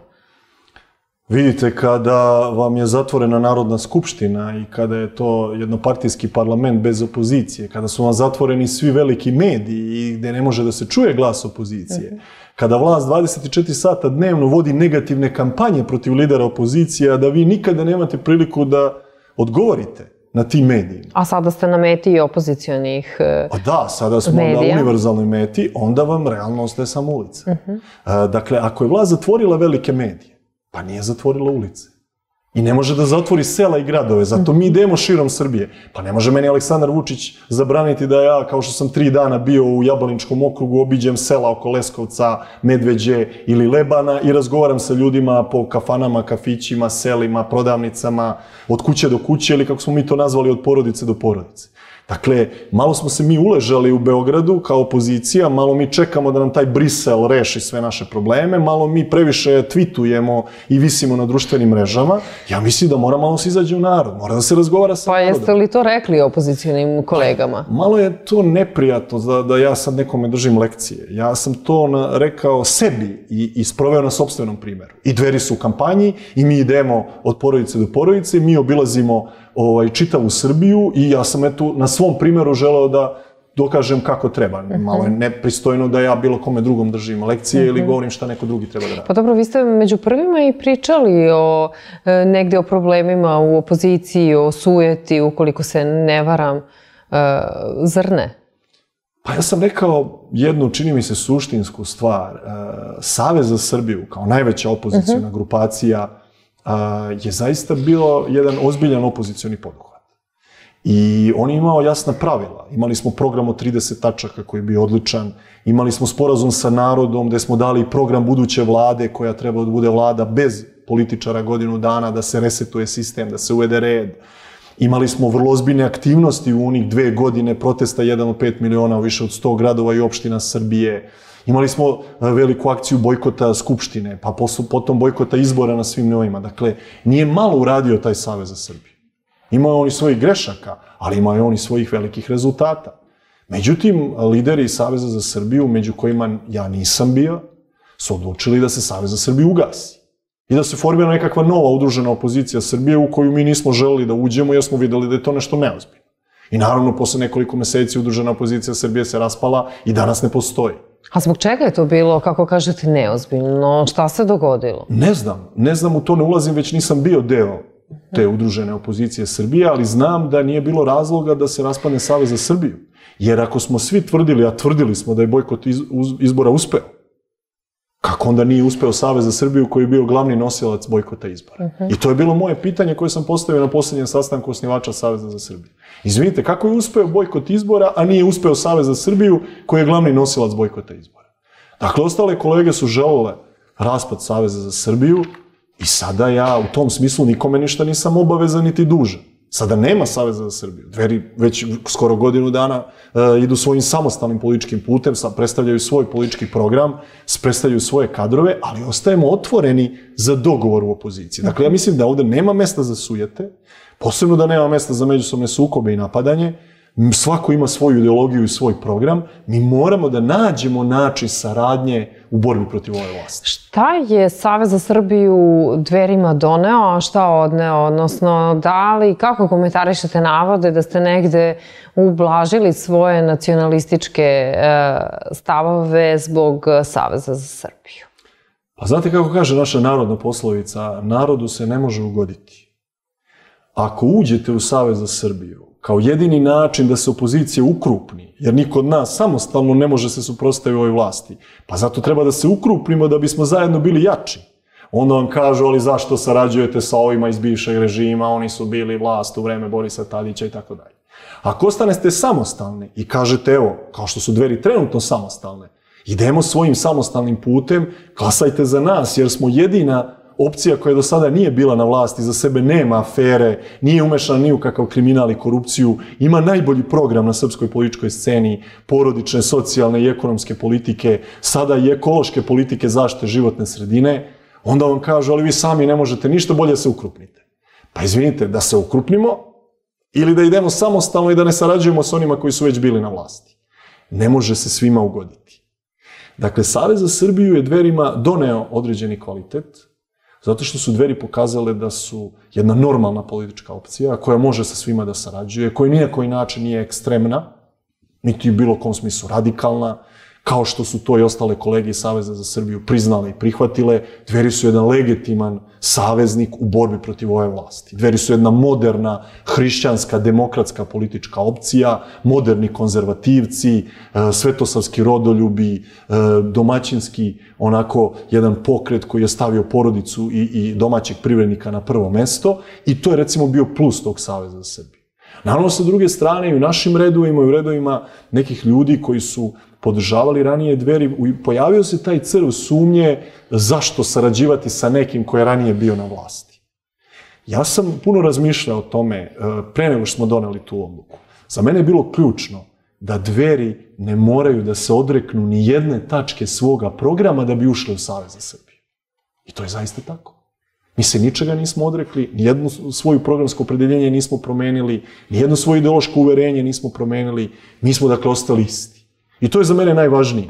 Dakle, Dveri su ostale iste i Dveri su neko ko principijalno zastupa iste stavove već, evo, nekoliko decenija, i dok smo bili van politike i dok smo, evo, ovih 10 godina u politici, Dveri su garant da se drže istih principa, istoga programa, i to je nešto, čini mi se, što je valjda u politici najvažnije. I Dveri, odnosno vi kao lider pokreta, ste još tada i za vreme protesta 1 od 5 miliona govorili o blokadi institucija kao jednom od rešenja.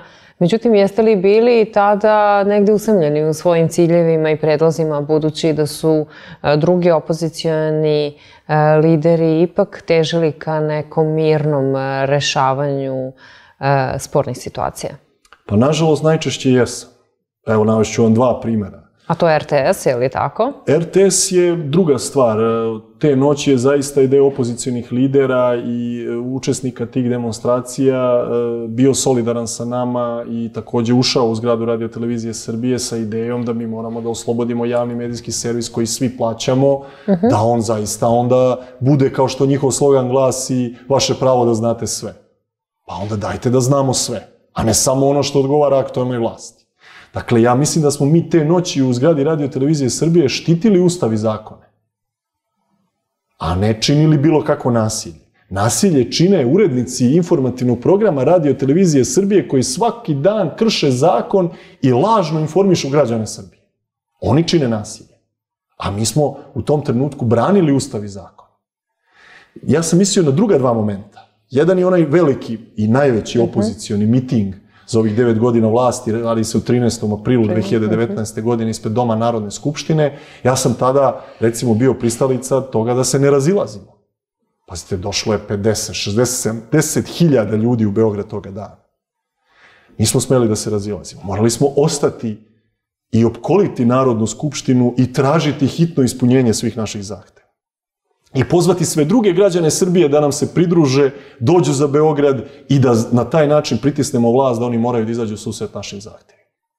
Nažalost, ostao sam tada usamljen, ostali lideri opozicije su smatrali da je dosta urađeno, jer je taj miting zaista bio veličanstven i da treba mirno se razići. Ja kažem u redu, ali ako se sada raziđemo, pitanje kada će vam sljedeći put ovi ljudi doći. Jer oni su došli da se ne razilaze i da isteraju stvar do kraja, a ne da dođu za Beograd, malo prošetaju mitingu i idu kući. I to je bila velika greška. Drugi takav moment jeste bio štrajk glađu kolege Ivana Kostića i mene, evo, pre nekih godinu dana, u maju mesecu prošle godine, kada smo mi rekli u redu, možda samostalno ne možemo da uradimo ništa na ulici, u demonstracijama ili ne znam, na taj način. Ali evo, spremni smo i na ovu vrstu lične žrtve. Dakle, da štrajkom glađu probamo da ukažemo i domaćoj i međunarodnoj javnosti na sve ono što radi ova vlast i da se izborimo za neke naše zahteve. Pa zamislite da je tada, pored nas, seo još 1, 2, 5 ili 50 lidera opozicije, narodnih poslanika opozicije koji su tada još uvijek bili u Narodnoj skupštini. Pa mislite da bi mogli da se održe oni izbori u junu prošle godine, da je u tom trenutku 50 lidera opozicije štrajkovalo glađu na stepenicama ispred Narodne skupštine?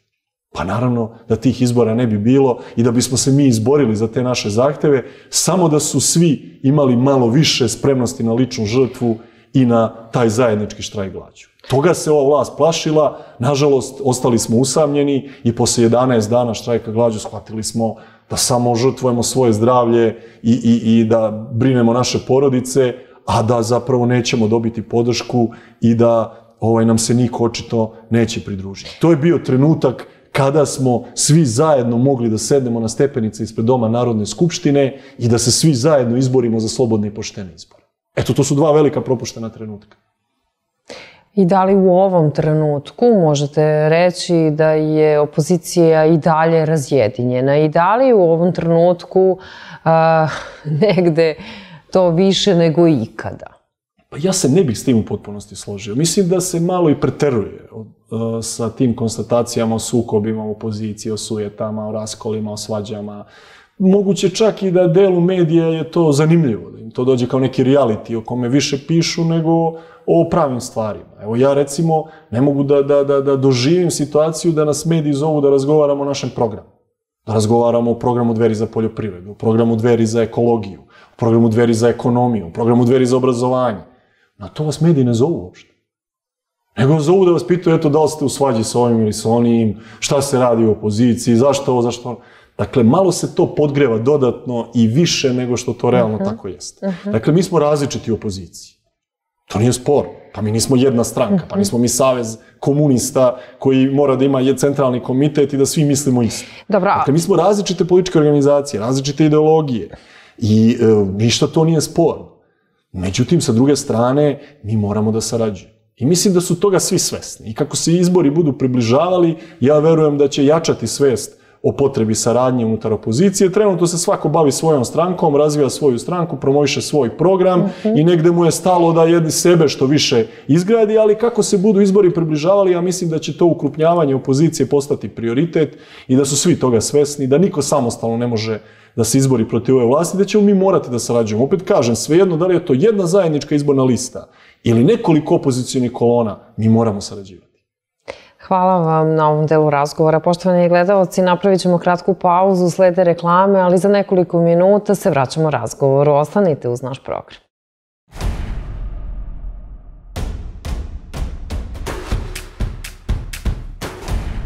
Bez ustručavanja. Poštovani gledalci, pratite emisiju Bez ustručavanja. Gospodine Obradoviću, šta mislite o izborima unutar opozicije? Koliko je to realno održati i kakav je vaš stav o tom pitanju? Vidim da se o tome dosta diskutuje u posljednje vreme. Ja nisam protiv. Dakle, nemam problem sa tim.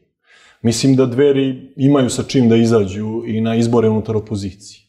Da smo se za ovih nekoliko godina u opoziciji dokazali i u parlamentarnoj i u vanparlamentarnoj borbi protiv ove vlasti.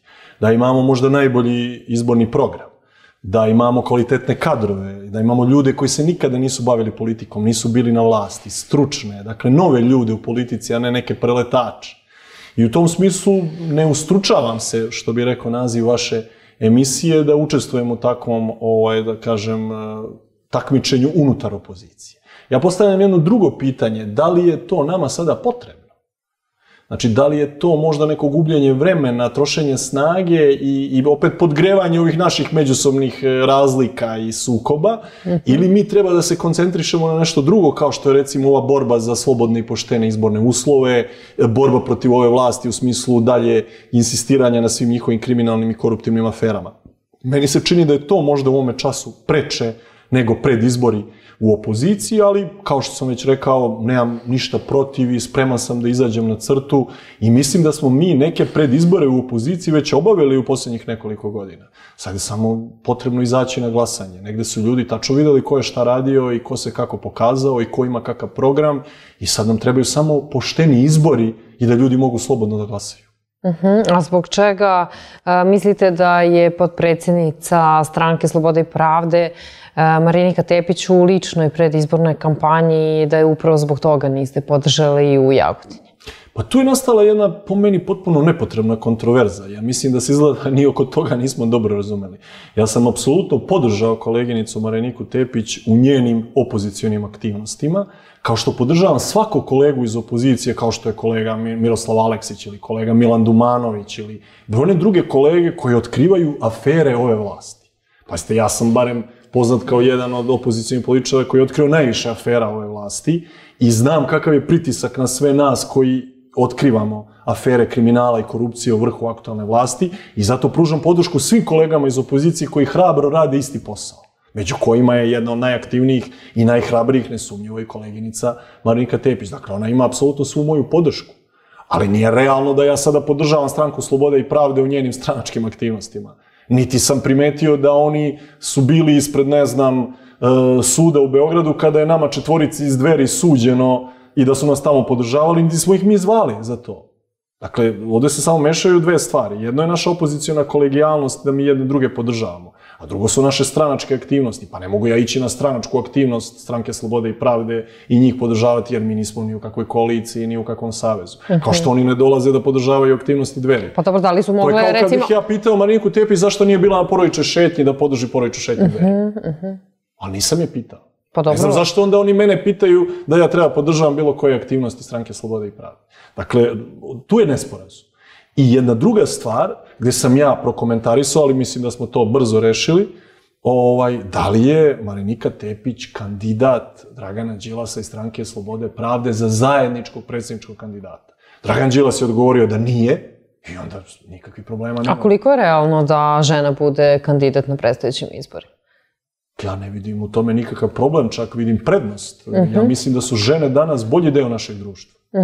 Da su lojalnije, da su hrabrije, da su vrednije, da su požrtvovanije, što je to govori i primer gospođe Marinike Tepić, ali i primer, recimo, mojih koleginica iz vrha Srpskog pokreta Dveri, potpredsjednika Dveri, profesor dr. Tamare Milenković-Kerković ili drugih mojih koleginica iz predsjedništva Dveri, Radmile Vasić, predsjednika Dveri Beograda, Ivane Stojanović, predsjednika Dveri Novog Sada, Gordane Marinković-Savić, predsjednika Stručnog savjeta Dveri za obrazovanje. Vidite koliko je izuzetnih dama u vrhu Srpskog pokreta Dveri, što vam govori da su žene danas zaista, kada se poduhvate nekoga posla, pa i politike, u svemu tome veoma vredne, veoma požrtvovane, veoma lojalne, veoma hrabre. I u tom smislu, ja mislim da bi ženski kandidat doneo jedan veliki kvalitet u srpskoj politici uopšte, pa tako, zašto da ne razmišljati i u pravcu zajedničkog predsjedničkog kandidata koji bi bila žena? Dakle, to je nešto što, čini mi se, unosi jedan novi kvalitet na srpsku političku scenu. Dakle, žena će jednostavno doneti jedan poseban senzibilitet, jednu posebnu emociju, jedan poseban kvalitet i moći će možda i lakše i brže da pobedi ovu vlast nego mi muškarci koji smo stalno u nekom klinču, svađi, sukobu, ne znam kakvim duelima i tako dalje. Možda će ona imati više simpatija, možda će ona zahvatiti širu biračku populaciju. Zašto da ne? Ja mislim da o tome treba razmisliti. Ali ono što zaista pokret Dveri negde izdvaja od drugih jeste da ste okupili i da se boriti za žene koje žive od poljoprivrede, a koje su nevidljive u današnjem sistemu u smislu da nemaju ni zdravstveno osiguranje i ne mogu dobiti nikakvu finansijsku pomoć. Znate li koliko takvih žena ima trenutno u Srbiji? Ogroman broj žena na selu živi u veoma teškim uslovima jer zaista kuburi sa rešavanjem pitanja socijalne i zdravstvene zaštite. kuburi sa, naravno, poljoprivrednim penzijama i drugim svim stvarima, sa raznim vrstama finansijske podrške porodicama sa decom. I mi danas zaista jesmo politička organizacija koja je ta prava žena stavila u prvi plan. Posebno ta radna, odnosno radnička prava žena. Pogledajte vi da je savremena srpska žena danas praktično žena koja radi 2 radna vremena u jednom danu. Jedno je radno vreme od 8 sati ili najčešće mnogo više od toga na poslu kojim se bavi. A potom dolazi radno vreme u kući, u porodici, dakle u domaćinstvu, briga o deci, koje niko ne računa u posebno zanimanje koje svaka žena ima. Dakle, gde smo mi kao država prepoznali ta 2 zanimanja u jednom danu koje ima žena? Gde smo je nagradili, gde smo je dali određene privilegije, gde smo je pomogli da ona može da se izbori u ovom vremenu? Sve suprotno. Pa pogledajte, žena je danas najopterećenijim poslove radi u vreme ove pandemije. Pošte, trgovine, zdravstvene ustanove. Pa evo 1,5 dana sve te žene su izuzetno preopterećene. Mislite da ih se neko u tom smislu setio? Mislite da se neko setio žene koja radi svaku nedelju, koja mora konačno postati neradan dan i u privatnom sektoru? Mi se za to zalažemo. Nedelja mora biti neradan dan u privatnom sektoru. Pa moramo valjda jedan dan imati za porodicu i da možemo zaista da se okrenemo nekim pravim vrednostima u životu. Potom, prava žena koje su majke, trudnice, porodilje. To je najvažnija tema. Najveći problem ove države je bela kuga. Mi demografski nestajemo. Prošle godine se duplo više ljudi umrlo nego što se rodilo. 40.000 ljudi više godišnje umre nego što se rodi u Srbiji. Mladi i visoko obrazovani čitave porodice nam odoše inostranstvo. Odoše čitava zanimanja. Dakle, lekari, medicinske sestre, vozači, zanatlije svih vrsta. Jednostavno, Srbija se prazni, posebno sela, posebno pasivni granični pojasevi. Kako ćete vi to zaustaviti? Tako što podržavate dolazak stranih kompanija? Pa naravno da ne. Morate da podržite domaćeg privrednika, domaćeg poljoprivrednika, selo i ženu na selu posebno. Dakle, mi tražimo, primjer radi, da majka sa malom decom ne može da radi noćnu smenu. Majka sa malom decom do 7 godina može da radi samo prvu smenu. Može da ima prilagođeno skraćeno radno vreme. Država mora da jednostavno se pojavi i da bude ona koja podržava porodicu. Da li su to staračka i samačka domaćinstva, samohrane majke i očevi, brakovi koji, nažalost, ne mogu da imaju dece, kojih je sve više danas u Srbiji. Majke sa decom, porodice sa više dece. To su, recimo, kategorije koje bi ova država morala da podržava. I posebno, dakle, žena. Žensko preduzetništvo. To je isto jedan veoma ozbiljan potencijal ove države. Žene preduzetnice su potpuno marginalizovane. Znači, mi moramo da vidimo na koji način ova država može da, ono što mi kažemo, ženama ne treba više prava, nego više privilegija. Da država prepozna majčinstvo kao zanimanje i da nagradi svaku majku na određene načine. Evo, recimo, jedan konkretan način koji je u ekonomskom programu Dveri. Onoga trenutka kada stupite u brak, smanjuje vam se porez na zarade.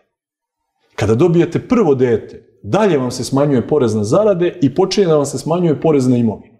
Za svako sledeće dete dobijate smanjenje dalje poreza na zarade i dalje smanjenje poreza na imovinu. Što znači da ako stupite u brak i dobijate decu, vama ostaje više para u vašem novčaniku, odnosno u vašem kućnom budžetu. To vam je konkretna mera porodične politike kako pametna država favorizuje brak i porodicu.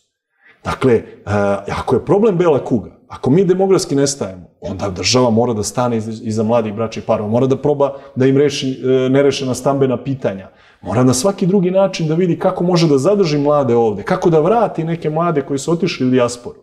Dakle, to su prava pitanja, to su prave teme koje uopšte ne mogu da dođu do izražaja na našim velikim medijima od ovih drugih praznih priča.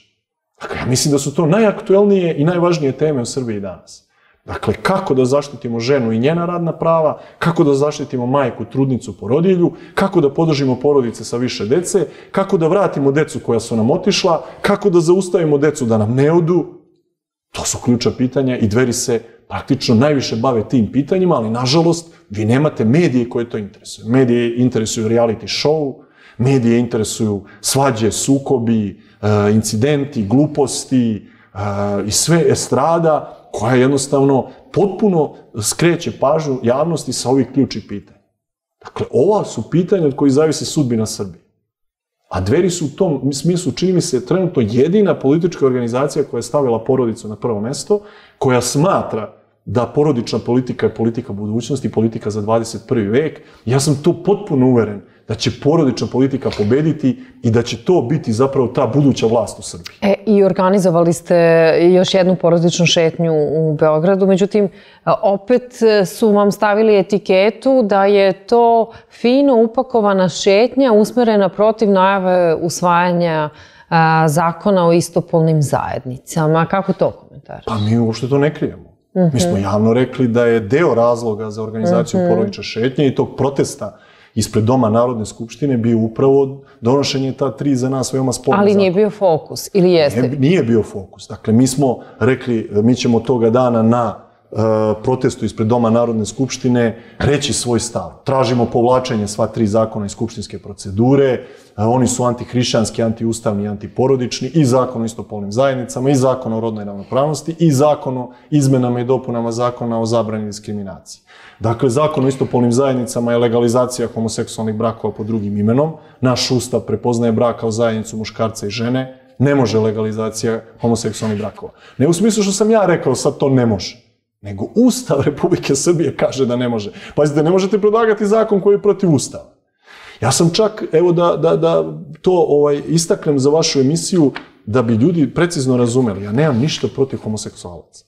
Pazite, ja ne ulazim ni u čiju privatnost. Ne pada mi na pamet da ja komentarišem nečiju seksualnu orijentaciju. Ali šta vam onda smeta? Dakle, ne smeta mi uopšte kako ko živi i šta radi u svojoj privatnosti. Niti bilo ko sme nekome da se meša u privatnost, da ga diskriminiše, da ga maltretira.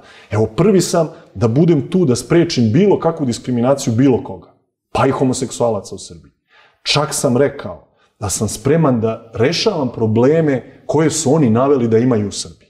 Oni su, na primjer, rekli, mi ne možemo da posjetimo svog partnera u bolnici ili u zatvoru, po postojećim zakonu. Mi kažemo, nema problema, rešit ćemo. Evo, izmenit ćemo zakon o zaštiti prava pacijenata, uvešćemo institut bliske osobe, vi ćete se pozvati na blisku osobu i moći da vas posjeti u bolnici i zatvoru svako za koga vi kažete da je vama bliska osoba. Je li rešeno? Rešeno. Imate problem sa, ne znam, nasleđivanjem imovine, penzije ili ne znam već čega. Pa evo, imate javnog beležnika, možete da odete da sklopite ugovor o doživotnom izdržavanju, o nasleđivanju imovine. Znači, nemate nikakvu smetnju u Srbiji da realizujete sve te probleme za koje tvrdite da ih imate. Ali oni neće to. Odnosno, ne oni. U Srbiji imate veliki broj homoseksualaca koji su čestiti ljudi, patriote, koji uopšte ne žele da eksponiraju svoj homoseksualizam u javnosti, ne žele da guraju prst u oko nekoj tradicionalnoj većinskoj Srbiji. Ali imate ove ljude iz ovih plaćenih nevladinih organizacija koji neprestano izazivaju sukobe. I čak su mnogi homoseksualci protiv njih i ne žele da ih oni zastupaju. Ali oni imaju neke bogate fondove iz inostranstva koji ovde nama nameću tu ideologiju homoseksualizma i rodne ravnopravnosti uprkos većinskoj volji građana Srbije. Pazite, to je protiv Ustava. Sve tradicionalne verske zajednice, ne samo Srpska pravoslavna crkva koja se o tome oglasila, nego i rimokatolička i jevrejska, islamska zajednica su protiv toga. Protiv toga je Ustav, protiv toga je javni moral, protiv toga su tradicionalne porodične vrednosti. Pa kako mislite to da nametete na silu ovome narodu i državi?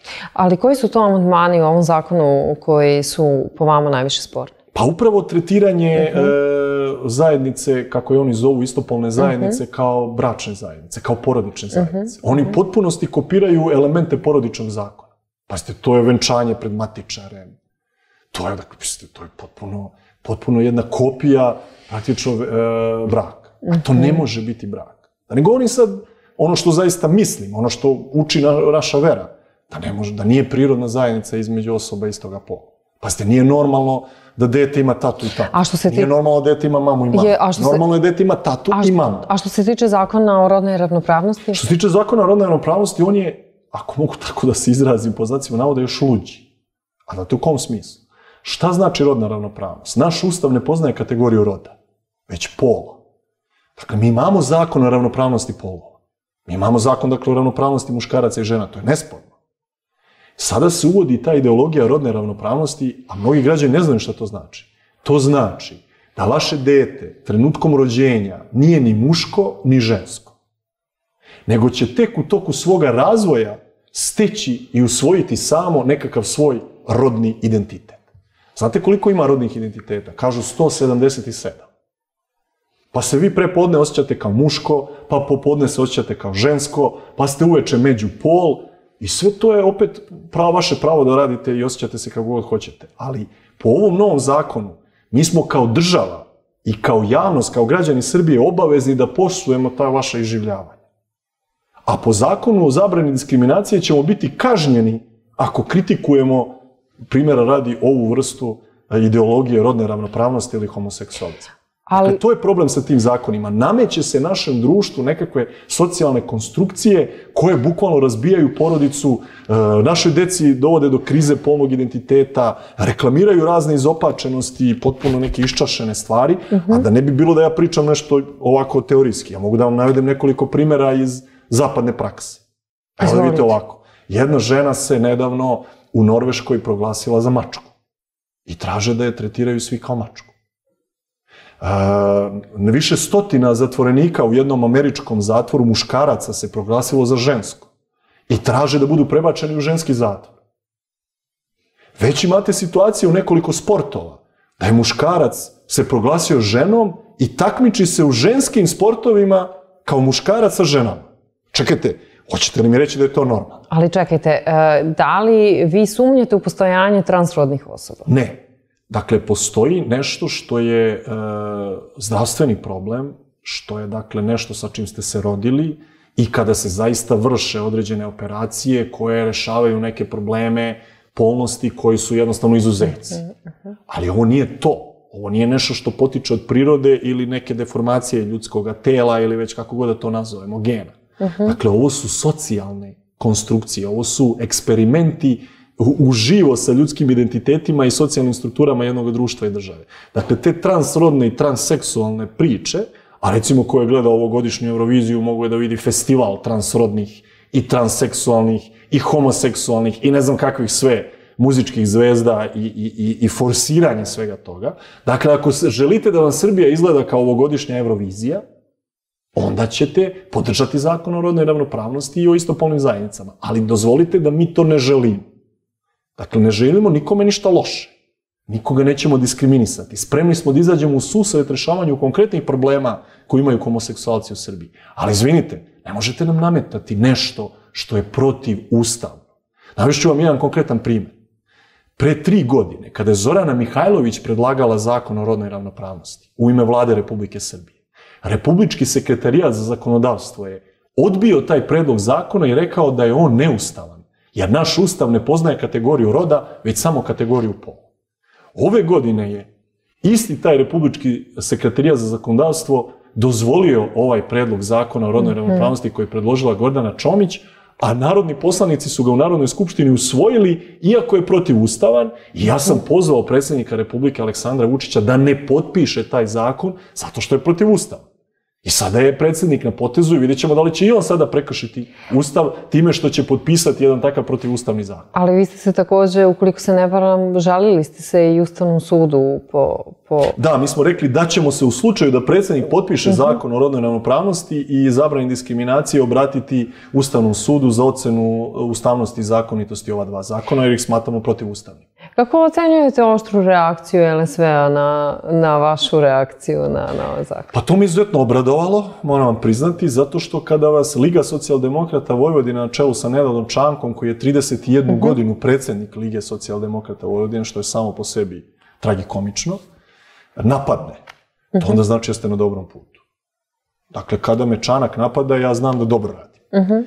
Druga stvar, Liga socijaldemokrata Vojvodine je koalicioni partner Srpske napredne stranke, oni su zajedno u vlasti u gradu Novom Sadu i naravno da LSV ima obavezu da podržava Srpsku naprednu stranku i da s vremena na vreme glumi lažnu opoziciju. Dakle, vreme je se raščisti sa tim lažnim opozicijama, kao što su Nenad Čanak, Čeda Jovanović, Vojislav Šešelj. Stvarno je postalo besmisleno da se ti ljudi zovu opozicijom kada su oni deo ovog vladajućeg režima. U tom smislu, taj napad govori koliko je zapravo Liga socijaldemokrata Vojvodine uvek spremna da bude na strani Srpske napredne stranke, ali i da bude na suprotnoj strani od interesa svoga naroda i svoje države. Ali kada ste već sada pomenuli i tu lažnu opoziciju, složit ćete se da postoje brojne desničarske organizacije koje se pripisuju, odnosno koje su, da kažem, priklonjenije Srpskoj naprednoj stranci, odnosno barem se tako priča. A šta je to što vas izdvaja od tih drugih desničarskih organizacija? Pa to što nismo na Vučićevom kanabetu i nismo finansirani od strane Aleksandra Vučića. Kako sada neko da zna za, eto, konkretno te desničarske organizacije? Odlično pitanje, evo da vam odgovorim vrlo precizno. Ko jeste, a ko nije? Evo, imate jednu test probu koju možete sami da sprovedete i vrlo lako ćete utvrditi ko je prava, a ko je lažna opozicija. Dakle, dovoljno je da proverite da li neko ko se predstavlja kao opozicija ikada kritikuje Aleksandra Vučića. Pogledajte njihove izjave i vidjet ćete da nikada ne kritikuje Aleksandra Vučića. Posebno, nikada ne govore o aferama kriminala i korupcije u koje je umešan vrh aktuelne vlasti. A posebno nikada ne govore o Vučićevom okruženju i njihovoj umešanosti u kriminal i korupciju. I to vam je test. Ko kritikuje Vučića, ta je prava opozicija. Ko ćuti o Vučiću i njegovom kriminalnom okruženju, ta je lažna opozicija. I vi ćete jasno vidjeti da Vojislav Šešelj ili Nenad Čanak ili Čedomir Jovanović, pa brojne te lažno-desničarske priče poput Miše Vacića ili ne znam koga. A zavetnici? Nikada nećete... Šta mislite o zavetnici? Pa ja nisam, da vam iskreno kažem, ja se ne sjećam da su zavetnici ikada kritikovali Aleksandra Vučića. Što ne znači da su lažna opozicija. I ja znam da su brojni njihovi stavovi zaista patriotski. Ali postavljam pitanje kako ste vi opozicija ako nikada ne kritikujete vlast. To važi za sve. Dakle, to je onda... Očito, to ne mora biti direktan dogovor. To može biti prećutan dogovor. Dakle, gde je njima stavljeno do znanja, ako hoćete da gostujete u jutarnjem programu Pinka ili Happy-a. Može. Ali ne smete da pomenete ime Aleksandra Vučića. I mnogi su na to pristali. Ja nisam. Napravit ćemo ovde kratku pauzu. Poštovani gledalci, razgovor ćemo nastaviti nakon kraće pauze. Ostanite za naš program.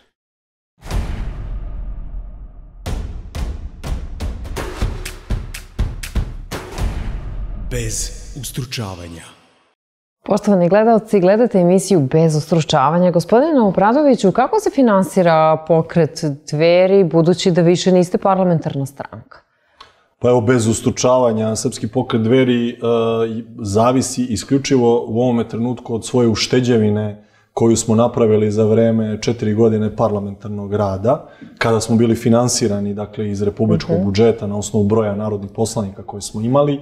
I tada smo već, što bi rekao naš narod, napravili neku ušteđevinu za crne dane, posebno znajući da ako se opredelimo za bojkot izbora, da ostajemo bez bilo kakve financija iz državnog budžeta i da će nam tada trebati novca za naš tekući politički rad. Pa dobro, dakle, domaćinski se ophodite prema novcu, ali da li ćete imati dovoljno sredstava za predizbornu kampanju? Pa mi smo upravo ovih dana na predsjedništvu Srpskog pokreta Dveri započeli jednu novu kampanju priloga i donacija našem pokretu od strane pre svega naših članova, a potom i svih drugih koji podržavaju naš rad, jer je jasno da nam ta ušteđevina polako se troši i posebno što vi kažete da će nam trebati jedna znatno veća finansijska sredstva za samu izbornu kampanju. Ja očekujem da ćemo uz pomošku brojnih naših donatora iz zemlje i iz dijaspore jednostavno uspeti da obezbedimo ta sredstva za neko normalno dalje političko funkcionisanje, jer verujte, u ovom trenutku su sve političke organizacije opozicije u ozbiljnim finansijskim problemima. Jednostavno, ne postoji privrednik u državi Srbiji koji sme javno da vam uplati donaciju za jednu opozicijnu političku organizaciju. Sa takvim problemom se vi susrećete? Apsolutno. Ne samo to, ja se susrećem i sa još nenormalnim problemima, da neki moji prijatelji s kojima sam bio nerazdvojan ili kojima sam još uvek dobar, ne smiju da na javnom mestu sednu sa mnom na ručak ili na kafu. Iz straha da će jednostavno to videti neko iz vlasti i da će nakon toga im poslati inspekciju ili ko zna šta i upropastiti njihovo poslovanje. Znači, dotle je došlo. Dakle, realno gledano, Srbijom vlada strah da će svako opoziciono delovanje ili podrška opozicionom delovanju, posebno finansijska podrška opozicionom delovanju, biti kažnjena od strane ove vlasti i to se zaista dešava. Ja sam u više navrata imao slučaj da ljudi koji su nam recimo davali svoje prostorije, da li su to neke sale, kafići, kafane ili neki drugi prostori za održavanje tribina da su posle toga imali ogromne probleme sa lokalnim vlastima koji su im slale razne inspekcije, ili da su im jednostavno pretili, ili da su na svaki drugi način našli se na nekoj crnoj listi, pazite, samo zato što su dali, recimo, svoju kafanu da tu opozicija održi svoj skup. Pazite, to nikad nije bilo. Uvijek je vlast zloupotrebljavala medije, finansije, državne institucije, zaposlene u javnom sektoru. To je uvijek bilo. Ali ova vlast jednostavno nastoji da zatvori sve kanale normalnog političkog života. I da postoje samo oni, a da svi drugi budu ugašeni. I to nije normalno. I tako jedno nezdravo stanje će stvarno u jednom trenutku morati da eksplodira. To vam je kao ekspres lonac. Ako ne ostavite onaj prostor da vazduh izlazi, u jednom trenutku će eksplodirati.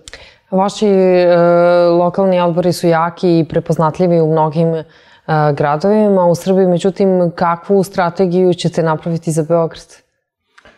Tačno je, i ono što posebno želim da istaknem jeste da je nekoliko dama na čelu gradskih i opštinskih organizacija Dveri širom Srbije, neke od njih sam i večeras spominjao, Dveri Beograda, Novog Sada, Niša, Požege i tako dalje. I u tom smislu želim da ukažem na značaj uključivanja novih ljudi u politiku. Ljudi koji se nikada nisu bavili politikom, nisu bili članovi političkih stranaka, koji nisu bili na vlasti, koji za sebe nemaju nikakve afere. To vam je lična karta proslečnog čoveka u srpskom pokretu Dveri i mislim da je to ono što građani traže. Nove ljude bez političkih mrlja. I to u Dverima imaju, s jedne strane. Sa druge strane, mi naravno imamo razna uporišta širom Srbije, posebno naravno u Šumadiji, zapadnoj Srbiji, gde su Dveri tradicionalno jake, ali u poslednje vreme sve više na jugu i jugoistoku Srbije, koji se onako ozbiljno budi. Recimo, jedan od naših najjačih odbora trenutno je u Leskovcu, koji je jedan izuzetno veliki trenutno opozicioni grad. I naravno, opet, kada pogledate atmosferu i ovde u Vojvodini, vidjet ćete takođe da Dveri sve bolje stoje, zato što i građani u Vojvodini traže upravo taj treći put, tu treću političku opciju. Nisu za ovu vlast, ali nisu ni na povratak za ono vreme vlasti Borisa Tadića i Demokratske stranke. Nekako traže neku treću opciju i tu mi se Dveri čine kao jedine nove na srpskoj političkoj sceni. Beograd je jedna posebna priča. Mi smo izašli sa programom za grad Beograd u narednih 10 godina, koji je veoma ozbiljan. Izašli smo sa nekoliko naših vodećih kadrova, članova predsjedništva Dveri, kao što su dr. Siniša Jagodić, kao što je profesor univerziteta Milorad Marinković, kao što je naš predsjednik Beogradskog odbora, gospođa Radmila Vasić. Dakle, nastojimo da pokažemo to novo beogradsko lice Dveri i programa i kadrova. I naravno, ostajemo raspoloženi da se, što se tiče beogradskog nastupa, dogovaramo sa ostalima u opoziciji. U Beogradu, čini mi se, više nego u ostatku Srbije postoji to raspoloženje da opozicija ide zajedno u jednoj opozicijonoj koloni, ali evo vidjet ćemo da li će to biti realno moguće dogovoriti sa ostalim kolegama iz opozicije. Sad u prilog tome prosto moram da vas pitam za vaš stav, odnosno o tome što mislite što su o ujedinjenju Srpske napredne stranke i Spasa. Zapravo mnogi su smatrali da će zbog veličine stranke, Srpske napredne stranke, doći do sloma i mnogi analitičari su predviđali slom stranke, međutim došlo je do daljeg jačanja i spajanja. I ko tu više gubi, a ko tu više dobija i da li već vidite, naravno, Aleksandra Šapića kao kandidata na izborima u Beogradu? Ja sam javno podržao, i to ću ponovo učiniti u vašoj emisiji, ujedinjenje SNS-a i Spasa. Mislim da je to prava stvar. Svi oni koji se slažu sa Aleksandrom Vučićem, njegovom politikom, ne treba više da glume opoziciju. Ja evo pozivam i Vojislava Šešelja i Nenada Čanka i Čedomira Jovanovića, svi da se učlane u Srpsku naprednu stranku. To je neko sada njihovo prirodno okruženje. Ne vidim zašto gube vreme. Šapić je tu barem bio iskren. I rekao, to je to, mi se oko svega slažemo, nisam više opozicija, ulazim u tu priču. U tom smislu, veoma je važno da pred sledeće izbore znamo ko je ko i ko je s kim. I u tom smislu, meni je to prava stvar. Dakle, mnogo je veći problem bio u prethodnom periodu kada su mnogi imali ulogu opozicije. Kao u pozorišnoj predstavi. Neko im je dodelio da oni igraju ulogu opozicije, a zapravo nisu nikakva opozicija. Dakle, ovo je pozitivna stvar, što se mene lično tiče. Verujem da će mnogi birači Spasa i gospodina Šapića na Novom Beogradu i širom Srbije sada odustati od glasanja za tu njihovu zajedničku priču, da će se vratiti u opozicione redove, jer su mnogi glasali za Šapića, jer su mislili da je on opozicija ovoj vlasti. Ispostavilo se da nije, odnosno da je, kao što vidite, deo Srpske napredne stranke i u tom smislu sada će deo tih birača otići pravoj opoziciji. To je dobra vest. I hajde sad malo da pričamo o Dverima i stavovima koji vas možda negdje ne razlikuju od drugih desničarskih organizacija ili vas razlikuju. Hajde sad da vidimo. Pa kakav stav imate prema migracionoj politici? Mi smo veliki protivnici sadašnje migrantske politike aktuelne vlasti. Smatramo da ona apsolutno nije odgovarajuća, a posebno smo protiv onog stava Aleksandra Vučića da migranti mogu da reše pitanje problema nataliteta u Srbiji. Pretpostavljam da se vaši gledalci sećaju te njegove čuvene izjave da je Angela Merkel veliki političar i da je ona u Nemačkoj rešila problem bele kuge, odnosno lošeg nemačkog nataliteta, tako što je uvezla mnogobrojne migrante. I da Srbija na sličan način može da reši to pitanje ovde, a sećali ste se, odnosno možete se setiti i onog čuvenog snimka kada jedan poslanik Srpske napredne stranke predlaže da migranti nasele prazna srpska sela, da im se dodele prazne kuće i da na taj način Srbija reši problem bele kuge. To je za nas apsolutno neprihvatljivo. Mi smatramo da je migrantska kriza nešto što mi niti smo izazvali, niti treba da rešavamo. Mi treba da zaštitimo naše granice protiv zakonitog ulaska na našu teritoriju. Mi treba jednostavno da garantujemo bezbednost svih naših građana i u tom smislu samo oni migranti kojima zemlje u koje su oni pošli garantuju da će ih primiti, mogu da pređu preko naše teritorije i da idu dalje tamo gde su se. Ali zar oni inače zaista samo nisu u tranzitu i nigde nismo do sada videli neke već zabeležene slučajeve da je došlo do naseljavanja naše teritorije od strane migranta? Mi imamo konstantno oko 10.000 migranata na teritoriji Srbije koji su raspoređeni u 17 različitih prihvatnih i migrantskih centara. Sećate se da smo imali brojne incidente u tim migrantskim centrima, sećate se da je vojska i policija morala da interveniše i puca u vazduh. A da li su zaista bili brojni? Bili su i tekako brojni, samo što ih naša vlast krije od javnosti. Podsjetit ću vas na ogromne probleme koje imaju građani u graničnim pojasevima. Možda ljudi koji tu ne žive ne znaju, ali verujte, evo možete napraviti anketu u Somboru, u Subotici, u Obrenovcu, pa vidite šta će vam u Šidu, pa vidite šta će vam ljudi reći, koliko strahuju od boravka migranta u njihovoj sredini, koliko smeju da puste svoje dece na ulice, kako i migranti upadaju u prazne kuće na selima, napuštene, šta se dešava u svim tim slučajima. Dobro, i sada bi neko rekao da vi imate nedostatak empatije. Ne. Ovdje moramo da razlikujemo dve stvari. Jedno su izbeglice iz ratom zahvaćenih područja. Mi smo izbeglički narod. Preko 1 milion Srba je napustilo svoja vekovna ognjišta u raspadu Jugoslavije 90. godina. Mi znamo šta je izbeglička patnja i bol, mi smo dočekali izbeglice i uvek ćemo ih dočekivati i pomagati onako kako to uostalom i nalažu međunarodne konvencije. Izbeglice moraju da se prihvate i moraju da se pomognu dok se neko njihovo pitanje ne reši. Ali ovo nisu izbeglice. I ratovi od kojih su oni do sada bežali su završeni. Ko su onda ovi mladi ljudi od 17 do 27 godina koji nemaju lična dokumenta, koji nemaju pasoše, koji nemaju identitet? Gde su oni krenuli? Vojno sposobni muškarci od 17 do 27 godina. Šta oni rade ovde? I kako oni mogu da uđu na teritoriju države Srbije tako što protivzakonito prelaze našu teritoriju? Ali nisu samo oni, njihove žene i deca su ipak po prihvatnim centrima. Ne, to je manje od 5% ukupnog broja migranata. Ja ne govorim o tome. Srbija apsolutno mora da izađe u susret starima, nemoćnima, ženama, deci, porodicama sa decom koji zaista beže iz ratom zahvaćenih područja. Ta stvar je nesporna. Mi smo gostoprimljiv narod i treba da budemo takvi i to je pitanje našeg hrišćanskog odnosa prema ljudima koji stradaju. Ali druga je stvar neodgovornost da prihvatate vojno sposobne muškarce od 17 do 27 godina koji nisu izbeglice, koji su migranti, od kojih su neki od njih koji su prošli preko teritorije Srbije kasnije učestvovali u terorističkim aktima u Parizu ili u Madridu. Dakle, mi ne znamo ko su ti ljudi. Mi ne znamo kakva je bezbednostna procena njihova. Mi moramo da zaštitimo bezbednost naših granica i svih naših građana. Izvinite, ako biste vi sada nezakonito prešli mađarsku granicu, mađarska vojska bi na vas i policija pucala. Dakle, Evropska unija štiti svoje granice I migranti više ne mogu da nastavljaju put ka zapadu Evrope. Oni su zaglavljeni na ovom prostoru. Niti mogu napred ka zapadu Evrope, niti mogu nazad u svoje države porekla. I tako će se od ovih naših balkanskih prostora praviti migrantski centar. Mi mislim da mi to ne smemo da dozvolimo. Planirate da organizujete Srpski nacionalni front za odbranu Kosova. Šta nam možete reći o tome? Ja smatram da se pitanje rešavanja, naravno negativnog po nas, statusa Kosova i Metohije ubrzava u narednim mesecima.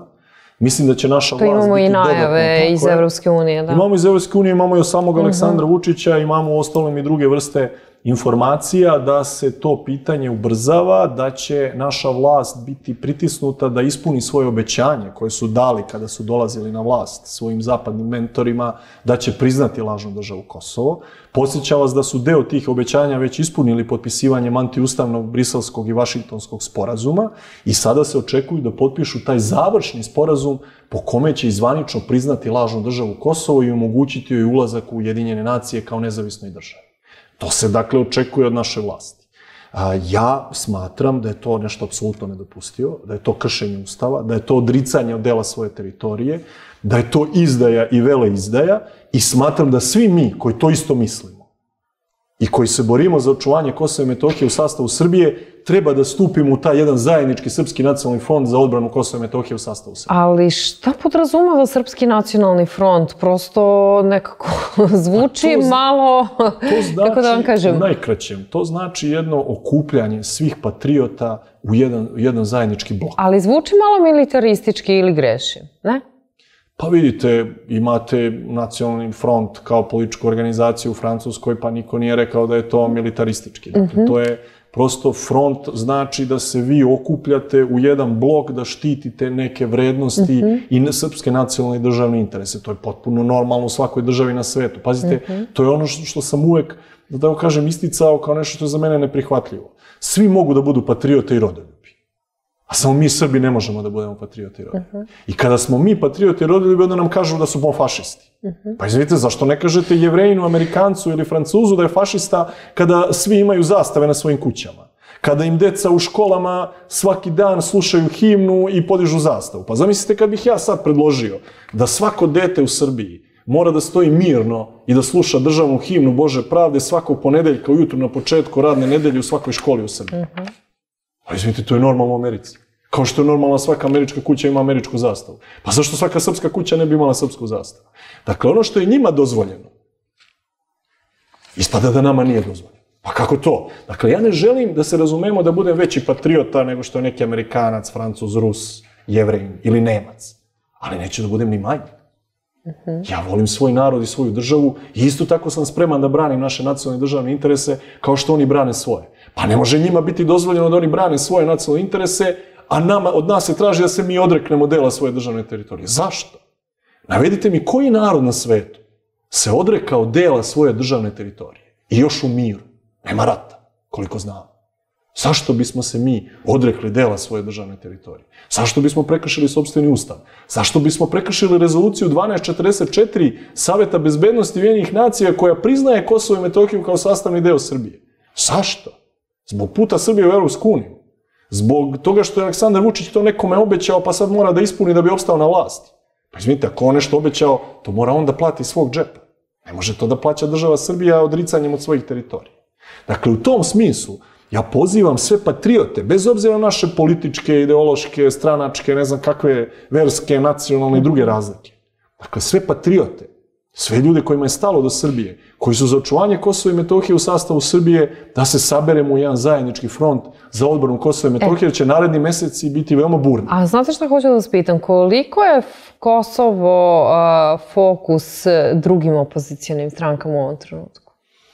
To je pitanje za njih. Ne znate vi? Ja znam da... Niste razgovarali na tu temu? Pa ja imam tu jedan dodatni problem sa kolegama u opoziciji, delom, naravno njih, ne svima, koji čini mi se kao da su imali ili da imaju taj politički pristup, pa evo neka Vučić završi sa Kosovom, da ne bismo morali mi. Znači, ne razumem. Pa evo neka Vučić izda Kosovo, pa ćemo onda da ga lakše skinemo na nekim izborima, ne znam, za mene to neprihvatljivo. Dakle, zašto bilo koji Srbin da izda Kosovo i Metohiju? I kako će taj Srbin, ako je srpskog imena, roda, porekla, identiteta, posle toga normalno da živi i funkcioniše ako izda Kosovo i Metohiju. Ja to ne mogu da razumem. Dakle, to je nemoguće. Dakle, naše je samo da mi ne dozvolimo da se stavi bilo kakav potpis na naše priznanje lažne države Kosovo. Jer kad tad mi ćemo imati priliku da vratimo Kosovo i Metohiju u punu ustavno-pravnu nadležnost države Srbije, kao što smo to vratili, 1912. Tako ćemo vratiti neke tamo od 2000 i vidjet ćemo ko je. Dakle, nije to, istorija se menja, geopolitika se menja, velike svetske sile se menjaju. Znači, kao što su nas u nekom trenutku bombardovali, okupirali Kosovo i Metohiju, tako će nam isto vratiti Kosovo i Metohiju, odnosno mi ćemo ga osloboditi. To su neke normalne svetsko-istorijske pojave i kretanja, samo ne smete se odreknete dela svoje državne teritorije. Ako se odreknete, onda više nemate pravo na to. Vama je zabranjen ulazak na Kosovo i Metohiju već nekoliko godina. Šta ćete uraditi po tom pitanju da se to promeni? Pa ući ću mimo postojećih takozvanih administrativnih prelaza. Znači, to sam radio i ranije i radit ću i ponovo, jer ja ne mogu da dozvolim da mi neka teroristička organizacija koja se sada proglašava nekakvom nezavisnom državom zabrani ulazak na deo teritorije moje države. Prosto ne razumem kako je to moguće. Ja razumem da sa ovakvim stavovima ja njima nisam simpatičan i da ja ne priznajem njihovu lažnu državu i 2 ili 3 puta kada su me zaustavili na administrativnim prelazima, izdali su mi čak i papir da im je Republika Kosovo zabranjuje ulazak zato što sam neprijatelj njihove državne bezbednosti i suvereniteta ili kako oni to god zovu. I to je u redu. Ali to ne znači da ću ja odustati od odlaska na Kosovo i Metohiju. Uvijek ima način da se pređe i da se ode tamo gdje se uputi. Nemamo više vremena, ali imam samo još 2 bliz pitanja, ako možete što kraće odgovore. Pregovori između Srbije i nove kosovske vlade se očekuju sada uskoro u Briselu. Šta očekujete? Da li to... Pa očekujem veliki pritisak na našu vlast da prihvate lažnu državu Kosovo, a vidjet ćemo da li će naša vlast jednostavno žrtvovati Kosovo zarad opstanka na vlasti. I samo ako možete ukratko samo da nam kažete šta planirate, šta su sledeći koraci pokreta Dveri što se tiče i pregovora na ova 2 koloseka, ali što se tiče i predizborne kampanje, jer ukoliko sam nas shvatila, nećete gubiti vreme. Tako je. Pre svega mi ostajemo, da kažem, prisutni u oba koloseka dijaloga sa vlašću i sa evropskim posrednicima i bez evropskih posrednika. Naš je cilj da na oba koloseka izvučemo što više za građane Srbije i dobijemo što bolje izborne uslove za prve sledeće izbore u Srbiji. Već prva stvar koju smo dobili, a mislim da nije nevažna, jeste da će taj dijalog biti završen 6 meseci pre prvih sledećih izbora, što znači da ćemo onda imati bar 6 meseci nekog relativno normalnog predizbornog perioda, nadamo se i slobodnih medija u kojima će moći da se čuje glas opozicije. Dakle, insistirat ćemo u tom dijalogu da dođemo do fair izbornih uslova i to je neki naš zadatak. A da li su drugi opozicioni lideri već sada u kampanji ili ne? Pa ja mislim da svako shvata da su izbori za manje od godinu dana i da će to vreme veoma brzo proći i da mi moramo svi na teren i u kampanju. I barem što se Srpskog pokreta Dveri tiče, mi to veoma bukvalno smo shvatili. Mi smo već u kampanji koju smo nazvali Od porodice do porodice. Pozivamo sve vaše gledalce da nam se jave i da ćemo biti vrlo rado njihovi gosti u njihovoj sredini, da želimo taj direktan kontakt sa građanima, da želimo da im predstavimo naš program, da želimo ovako oči u oči da razgovaramo i da je to zapravo pravi način da nastavimo svoj politički rad u budućnosti. I evo, vidimo se u vašem kraju, u vašoj lokalnoj sredini, bit ćemo spremni da idemo od porodice do porodice i to nam ova vlast ne može ni na koji način zabraniti. Dakle, teren i samo teren, odnosno u narod, kroz narod, za narod, to je, čini mi se, onaj univerzalni slogan svake prave politike. Mnogo vam hvala na izdvojenom vremenu. Hvala vama. Poštovani gledalci, gost emisije Bez ustručavanja bio je lider Dveri Boško Obradović. Moje ime je Mirela Živković, hvala vam na pažnji i ostanite uz naš program.